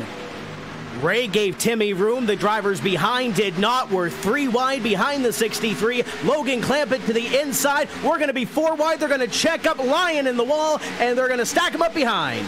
The 63 sideways hill locks it up, and somehow 5-6 wide. They haven't crashed yet. Now back up into turn 3. And I think this race is going to stay green somehow and some way, as they are still 4 wide in the back. A battle for the race lead is upon us. Luza leads Novak. The gap just 3 car lengths in turn 2. I think that's about the 3rd time tonight we could have seen 10-plus cars get wadded up, and we just didn't. Luza and Novak, though, they get the dream situation. They're able to scamper away from all that checking up, and they get clear. Logan Clampett, though, has done a very good job of keeping pace as well. So Novak now trying to reel that 53 in. We've seen Novak have the advantage on Ryan in the late runs. Now he's got 8 laps to make something happen. And last time, the advantage went to Luza by just 2 1/1000ths of a second. These two are so very even. You see the 6 now going to try to change it up a little bit. Luza's way down on the bottom. Clampett in 3rd, way down on the bottom. Novak a little bit higher, ran that middle line in 3 and 4. You can't do what Luza does if you expect to catch him, and that time Novak made up a little bit of ground. It's 2 car lengths still as they work lap 128. Look at the run Luza gets middle off that time. Zach Novak had a great entry to turn number 1, but struggled a little bit middle off. Zach Novak trying to roll that number 6 car a little bit better than Luza can as they come out of corner number 4. Beautiful exit for Novak that time. Look at the momentum that he gets down the front straightaway. Closes that gap back up to a car length and a half. Luza in command of this one. Novak in 2nd. Arguably, Evan, 2 of the fastest cars all night long. Trying to settle it amongst themselves, but they better not look behind because they got a whole host of hungry cars behind them. And Zach Novak coming into this series, obviously, as one of the drivers to keep an eye on, having won at Daytona, coming to this race with maybe a few more questions on if he's going to be able to consistently fight for the race wins like he did on the Super Speedway. How's this for an answer? He is all over the back of Luza. The gap is down to 1/10 of a second with 5 laps to go in this race. The 6 has a shot. I think Clampett in 3rd, half a second off, is going to need a miracle and maybe contact amongst the 53 and the 6 to get into this thing. But Zach Novak has got a real shot at this thing if he plays his cards right. Coming to 4 laps to go as they come off turn 4, and Zach Novak going to work the momentum in towards turn 1. Still not close enough to make a move. He's been letting Ryan run the car a little bit harder into the corners the last couple laps, maybe trying to get some sort of advantage if he can. This time, he drives it much harder into 1, and he stays closer off of 2 because of it in towards 3 and 4. Luza once again dives it in deeper, getting down to the inside, and Novak's going to hug that middle lane. 3 to go as they come off of 4. Now at the point where a caution flag would end this race, if you're Zach Novak, you can't wait to make it pretty. There is no setting him up for the last turn on the last lap here. You got to make the move ASAP. Still there. Both cars now running a higher line in 1 and 2, and right up against the wall on the Nellis straightaway. Ryan Luza certainly mirror driving now as he goes back to the bottom in 3 and 4. Watch Novak try to build this run at a turn 4. A lot of speed. It'll be 1 car length into turn 1. 2 more laps remain. Zach Novak a lot better in 3 and 4, but look at this. Down to the inside through 1 and 2. He's got to be better here if he wants to pull off his 2nd consecutive victory. Ryan Luza just ahead, but watch this run that Zach Novak's going to get through 3 and 4. He is going to be solid here. They're going to come up this time, Evan, to the white flag. 1 more lap to go this time by Novak. Made a dive to the inside on the last lap. It didn't work. Let's see how it plays out. White flag in the air from Vegas. Zach Novak is searching for 0.12 seconds as he's on the bumper of Luza. Down the back straightaway they go. No more than 2 feet between them. It's going to be decided in the final quarter. Novak looks to the inside. Luza cuts him off. He's not going to give him enough space. And at a turn number 4, Ryan Luza's going to hang on. Winner at Las Vegas. Absolute fantastic driving from Ryan Michael Luza in that 53. Throws a big drift. Bit of a Shane Van Gisbergen impersonation out there through 1 and 2. That was well held as Flipside Tactics gets their first win in the eNASCAR PEAK Antifreeze iRacing Series. Ryan Luza will remain undefeated here at Las Vegas. 3 for 3 now in 2017, 18, and 19. And you can't say he didn't have to work for this one. A late race yellow shuffles up the strategy. A 10-lap to go run to the end. And a formidable challenge to Zach Novak, who I'm sure will be disappointed that he's not headed to victory lane. But Novak now a P1 and a P2 to start 2019 is pretty darn good for the driver of the number 6 Ford. But the night belongs to Ryan Luza, who's going to burn that Flipside Tactics Toyota down. And a great race, great finish to the end of that one as well, with that caution with 10 laps to go.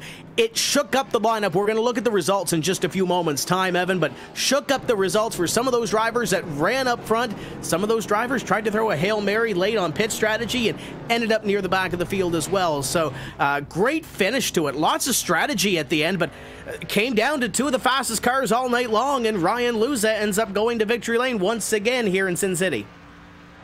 And he's going to take the reverse victory lap at a casual 140 miles an hour up there on the outside of the racetrack. Certainly happy. First win for him with his new team at Flipside Tactics. Obviously one of, if not the biggest story coming into 2019 was the introduction of these new motorsports teams and esports teams into this eNASCAR PEAK Antifreeze iRacing series. We saw Roush Fenway get a race win 2 weeks ago at Daytona, and now Flipside Tactics has entered the fray. They are a race-winning team at the top level of oval sim racing competition, and I think that might be it for Luza as he'll park it on the inside of the racetrack. Let's take a look top to bottom at tonight's RaceSpotTV full race results. Luza gets the win, the final margin .136. Atop of Zach Novak, not quite as tight as what we saw at Daytona a week ago, but we're setting a pretty good standard so far in 2019 for some exciting finishes. Logan Clampett slipped off to 7/10 back. It is a great P3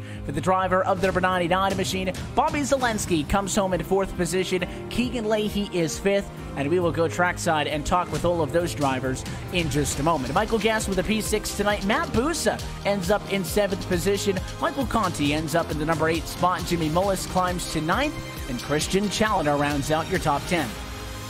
And he battled with his teammate at the end. Nick Ottinger in the 05 finishes in 11th, right beside his teammate when they came across the stripe. Ashton Crowder comes home in 12th. Jake Nichols in 13th. Corey Vincent in 14th, and Casey Tucker in 15th. Garrett Lowe, Phil Diaz, Casey Kerwin, Ben Nelson, and Cody Bias complete your top 20. Outside of your top 20, you have Blake Reynolds 21st, Ryan Lowe 22nd, Adam Benefield in 23rd, Eric Smith in 24th, and Logan Kress round out your top 25. Chris Shearburn, Kane Cook, Nicholas Shelton, Chris Overland, and Nathan Lyon round out the top 30. Final couple of cars to end on the lead lap. Michael Guerrilla ends up in 31st spot. Taylor Hurst 32nd. Brad Davies, your pole sitter, 33rd at the end of the night. Certainly not what he was expecting about an hour and a half ago from this point. Ray Alfala also late slide 34th at the checkered flag. And Timmy Hill, who led us to that final restart, ends up final car on the lead lap in P35. One lap down for 36 and 37. That'll be for Brandon Hayes-Cattell and Jarl Tien. Brian Schoenberg, 38th tonight out of this race, along with Dylan Duvall, 39th, and Malik Gray in 40th position. That's a complete look top to bottom at your RaceSpotTV full race results. We'll take one final opportunity to step aside, and when we come back, we are headed to victory lane. Ryan Luza remains undefeated at Las Vegas. We'll talk with him next. You're watching the 2019 eNASCAR PEAK Antifreeze iRacing Series on the iRacing Esports Network.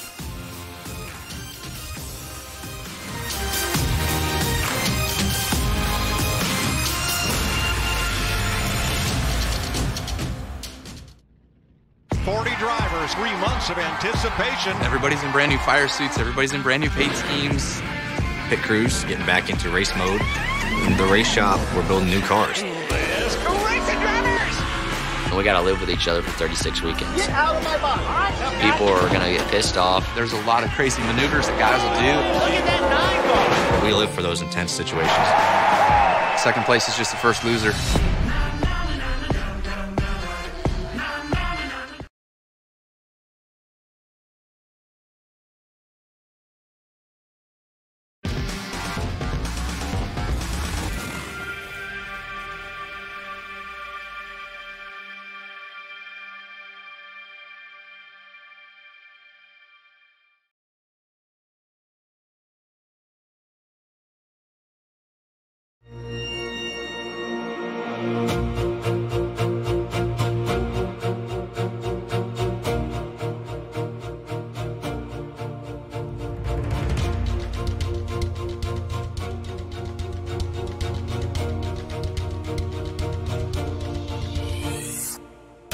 And back live from the Las Vegas Motor Speedway for the RaceSpotTV post-race show. Following tonight's Las Vegas 200, 2 races now done in this 2019 eNASCAR PEAK Antifreeze iRacing Series campaign. And we have started off this year with a bang. Another exciting finish. This one in favor of Ryan Michael Luza as we go trackside and chat right now with the driver of the number 53 machine. A photo finish last week at Daytona and a photo finish this evening. On the flip side, though, it's not Novak and Victor Lane. He will be in second position. We'll talk with him next. Luza on top now, 3 for 3 all time at America's Racing Showplace. Ryan, congratulations on the win. I know that you probably came into this one with high hopes and you had a great race car, but Zach wasn't going to make that one easy on you. Yeah, Zach was extremely fast. What I noticed earlier in the run, whenever we had a cloud roll over and the track dropped about 10 degrees, he started struggling a little bit, and I pulled on that one of those final runs. I pulled him about a second, so I kind of expected the same thing to happen, but I guess they made some good changes for the overcast weather on that last pit stop and had it fixed up a little bit. I just want to say it's really, really cool. It makes the races a lot more dynamic, like we're actually having to pay attention to clouds rolling in, track temp, and staying on top of what the track's doing. So I thought that was really, really neat. Could have cost us a win right there if we didn't adjust to it right. So I thought that was really cool. But yeah, Novak was extremely fast. I think me and him were the two to beat on the long run. Just about the same pace. But I want to thank him for racing me good, not dumping me there into turn 3. But we've always raced good in the past together. Looked like that this race was going to come down to the decisions made under green flag pit stops. We saw it lap number 45, the first couple of cars come down to the pit lane. At that point, a group with you, Novak, Clampett, end up being the final 3 at the end of this one. And probably you guys were going through the decisions on when to make that final pit stop there. Then we see 2 late race yellows in this one to kind of take that strategy aspect out of it. And then the second one, obviously, to make that mad 10-lap dash to the end of this race. How did that affect things? Do you think you might have been better off if this one went green to the end, or will you have enough confidence in that 53 that you guys felt like you could get it done no matter what? I'm sorry about that. I definitely wanted to go green for sure. I think Novak didn't quite have enough. We pitted 2 laps later, I think, and he didn't really make up all that much ground. I think I still had like a second and a half on him, and we were extremely close to pitting when that caution came out. So I would have preferred green flag stops, but obviously it still turned out fine. We made good adjustments for the weather on the last stop, and we came out with the win. I didn't have huge hopes coming into this race. I felt like we were a little bit off in testing, but I guess I was just being crazy because the car was amazing. You guys certainly picked off where you left off last year, and of course, the way that Las Vegas falls on the calendar, and not only the fact that it's an intermediate racetrack and you tend to be good on those, that'll be very good for your 2019 campaign as a whole, but the fact that you're so good at a racetrack that comes early in the year, you don't find yourself digging out of a hole early. How critical is it to get a great start to 2019? It's even more important, especially now that we're not having a drop race. And I've never had a good run at Daytona, and we came out 6th at Daytona, a win here, just clocking off as many good finishes as possible and see if we can, be safe with 4 or 5 races left and take some of the pressure off. But for now, just run good week in and week out, try to contend for wins, and just look forward to the big picture. It's hard to say that because you have the money on the line every single week now, so you definitely want to go win, but there is the bigger picture come Homestead when you're racing for 40 grand instead of just 500. Yeah, well, we mentioned the critical point of trying to fight for the race win at Daytona last week to get $1,000. Of course, you as our maybe first regular season race per se winner, you walk away with $500 for your win tonight. Second place walks away with $250, and third place walks away with $100. So a good night for all 3 of you guys, and we head into something completely different as we go to Fontana in 2 weeks' time. The big thing is these cars are going to be completely different. We had an opportunity to talk at the very start of the night on the broadcast here about what that new package was going to look like with Eric Hudek, who's the iRacing lead vehicle dynamics engineer. What is your next 2 weeks going to look like prepping for that race? I'm really not sure. A lot of gray area. We're gonna have to wait for the build to come out and see how much really changes. But typically, like last year when we had this change, you're gonna see a couple teams that really hit on it and figure out the new build quickly, and some teams that struggle and kind of figure it out later in the year towards the latter half. So hopefully we figure it out quick, but I'm expecting a lot of setup changes, just teams being completely in the dark, and everyone's saying the racing is going to be a lot different. So glad we capitalized here when we knew exactly what was going on. But now going into where are we going? California, maybe? Wherever we're going, it's just no one knows what's going on. Yeah, Fontana. We look forward to seeing you guys in Fontana, California, but you made the most of the night, and you guys walk away with your first win of 2019. Ryan, before we let you jet, anybody else you want to say hi to? Big thanks to everyone at iRacing. Thanks to ERTN. You're all being on the box, and Colton Davis as well. I said y'all being on the box. Derek being on the box. And thanks to Flipside Tactics for drafting me and giving me this great opportunity. Stat Shellix and G Fuel as well for being on the car. I love my paint scheme, so trying to put it up front every race.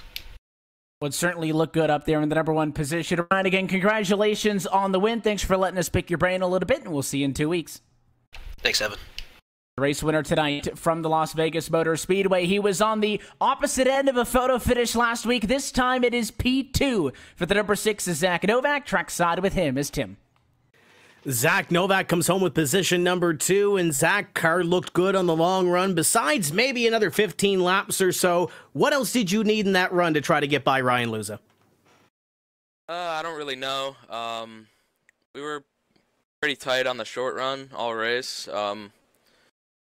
We really wanted to set up for the long run here and make sure we had a good car for that, and we did just that. We had a really good long run car, and but I think I was just a little too tight on the short run. I was there at the end, but I just didn't have that extra bit that I needed to pass him. So you come off Daytona with the big win. You finish second here.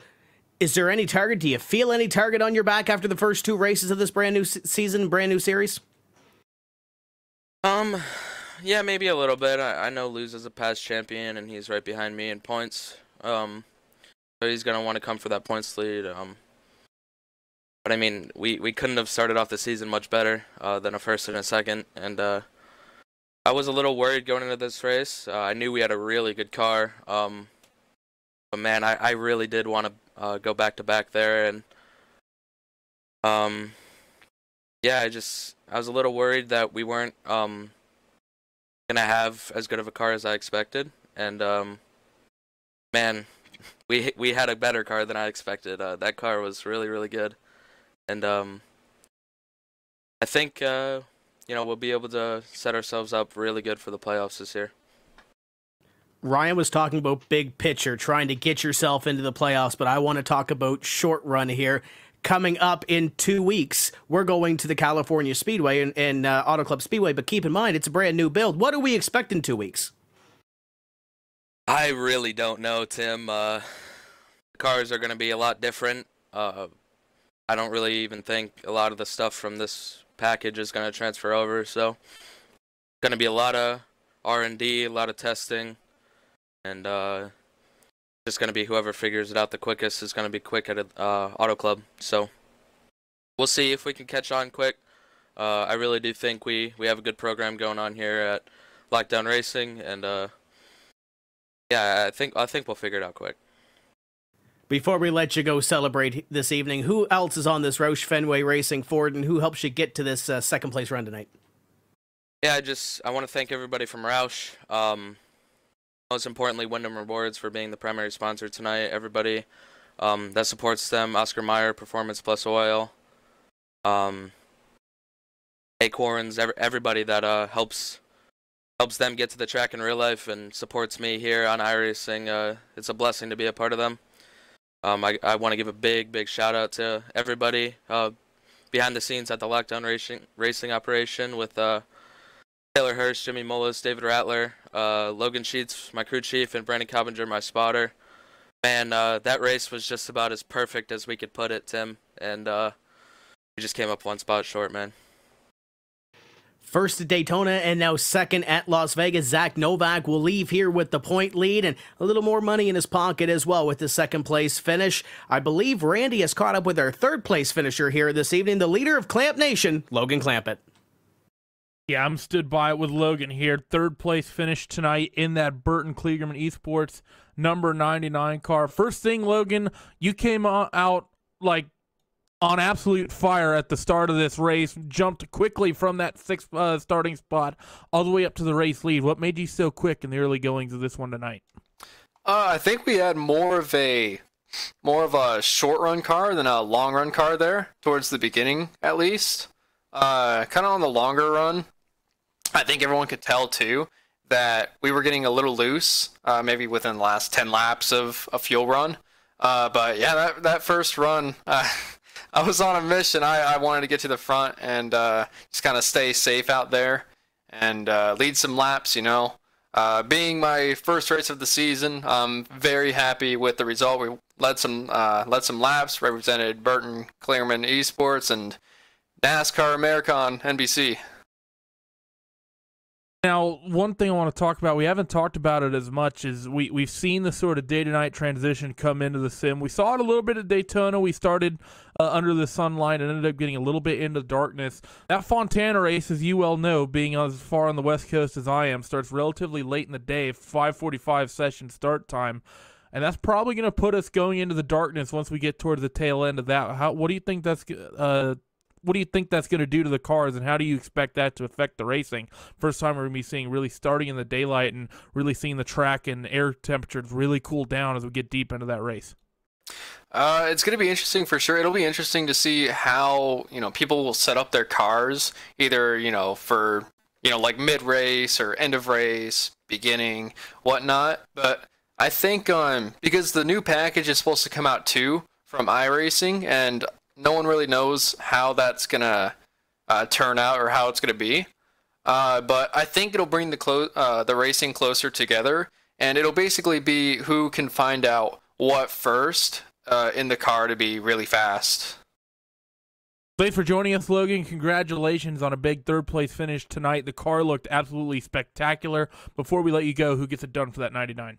Well, thanks to Ashton Crowder. He worked really hard on the setup. It was really, really, really fast. We were missing a little bit of speed, but for my first race of the season, P3 is just absolutely phenomenal. We're up to 17th in points. JD Laird was on top of the box, and then Jeff Burton and Parker Clearman actually talked to Parker before and after the race. Burton Clearman Esports, NASCAR America on NBC, weekdays at 5, by the way. And yeah, that's about it. Thank you to PEAK for sponsoring the series, NASCAR for, you know, promoting it and such. This series is taking off this year, which is super exciting to see. Thank you to all the fans who tune in. This series wouldn't be what it is without you guys. Thank you to my supporters. I have a lot of support behind my back, and I'm very, very happy for that. And thank you guys for broadcasting. There he was, Logan Clampett, as always, with a long list of people to thank over there at Clamp Nation. Fourth place finisher, though, tonight, one of the biggest movers all evening. Bobby Zielinski goes from 14th to 4th, and he now finds himself standing by with Mr. Tim Terry. And a fourth place finish for Bobby Zielinski. But Bobby, let's talk about the restart. It was wild. What did you see? Definitely wild. I didn't see Timmy having such a big problem with just restarting on those old tires. So I ran in the back of Ray, and that actually gave me some damage to where the last few laps there in the race, I had to kind of back off, clutch it a few times just to keep the engine cool. But yeah, in that situation, being fifth, you're kind of boxed in. You got really nowhere to go. You can't change lanes. So I was just kind of pushing Ray through it. And then, yeah, I just tried to get through 1 and 2. We got out alive, and we came out fourth, and that's where we finished. And at the end, you had to hold off Keegan Leahy. Talk about that battle at the end to try to hold him off. Yeah, it's Keeg's a friend. You know, we work together. And he's just a good friend. And yeah, I knew he knew I was having my issues. Just trying to keep my temps down with a little nose damage, and yeah, he got to run around me in 3 and 4, and yeah, we had a little fun battle. It was cool.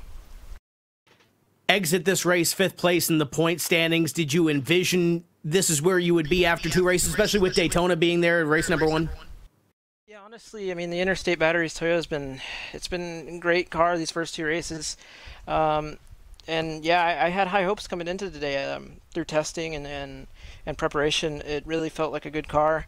I think we had a little bit more speed to gain to catch someone like Luza. He seemed to have really good short run pace, and then we'd kind of equal out. So, but yeah, I mean, the car could have been a little better, but honestly, that thing drove great, and I'm really happy about it. Everyone that helped prepare did a great job, and yeah, I was hoping to get third there. That's where I was before the last caution, and but yeah, just that restart clamp got by, and then I realized, oh yeah, I guess there's money on the line. I don't think about the money when I'm racing, but well, after the race ended, I was like, dang, could have had I think $100 or something, but oh well.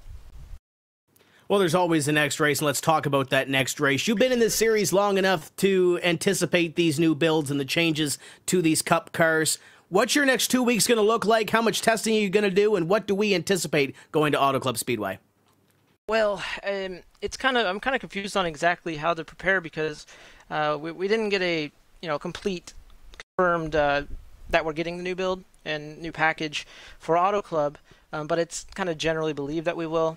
So if we are going to get it, this next week is just kind of sitting around waiting because Auto Club is going to be a lot different with the rules package, and we're going to have so much less horsepower, and it's going to be more like a truck. So there's really not much to do until that build comes out.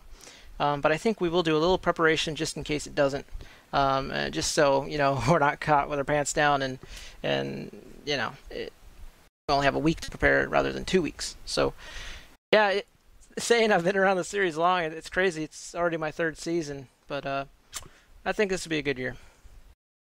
You talked about preparation. Who helps you prepare for these races to get this number 18 car to the racetrack? Yeah, big thanks to Joe Gibbs Racing. It's great to be a part of this organization and be a part of the 18 car, the green 18. I mean, my name is Bobby. Bobby Labonte won a championship in this kind of paint scheme, 19 years ago.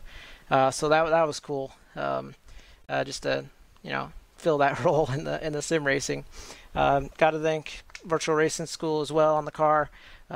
Always a great supporter of me and teaching and all the data packs they offer, coaching. So big thanks to them. Was racing on the beta version of the new direct drive wheel they will be having, so it's going pretty well there. Everyone behind the scenes at Coanda, like Keegan and Chris, I mean, they've been such great teammates to work with this year. And behind the scenes, just testing together, it's been great. And our spotters, specifically on my car, Philip Stem, really helped a lot today. Had all the strategy down, and yeah, complete race. Really happy.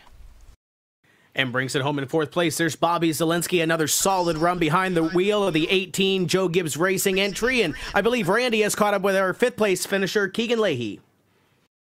Yep, I got Keegan over here. And Keegan, very good run for you. Qualified well in fourth, came home in fifth. It seemed like it was a relatively quiet night for you. I know we were watching you in the early goings, but you sort of just got separated out, but were really a part of that lead pack all night. Talk me through your night. Yeah, you pretty much said it right there at the start. Really uneventful night.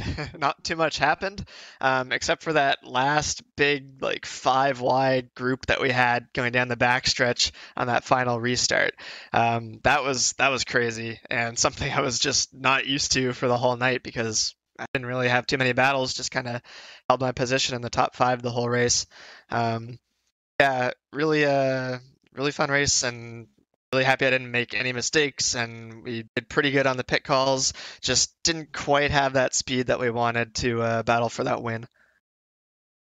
And now talk me actually through that bit of 5-wide conundrum that you guys all experienced. How stressful is that late race restart and be fanning out 5-wide, probably expecting to have the entire field get junked there and then have everyone get through it? What's sort of the mindset from you and then the relief seeing that the race is still going green? Do you think I remember what I was thinking there? I barely even remember that event. that was so crazy. I just kind of let my instincts take over and tried to avoid hitting anyone. That's pretty much the main priority, and not let off the gas and try to make it through there before people end up wrecking or something. So, yeah, it worked out. It could have easily ended up in a big wad of cars in the infield, but yeah, it shows the talent of the drivers that are in this series, and we made it through that crazy 5-wide action without causing a wreck. Fontana in a couple weeks off, coming off of a big package change we're expecting to get next week. How much testing do you plan to be doing yourself going into that race in 2 weeks' time?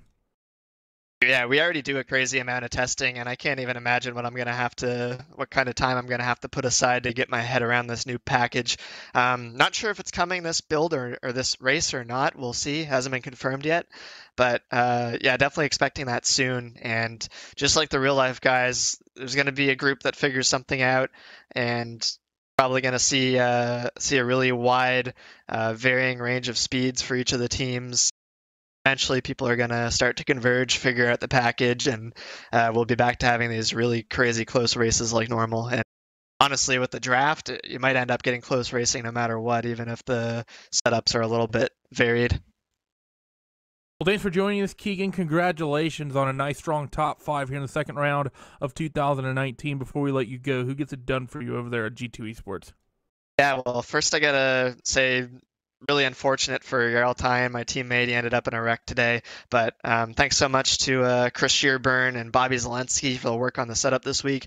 Virtual Racing School on the hood. That's a big deal for me. I'm really happy with being able to represent such a good company, and plus esports, and then Coanda for the support this week, especially Mitchell DeYoung, who was spotting for me and called a really good race.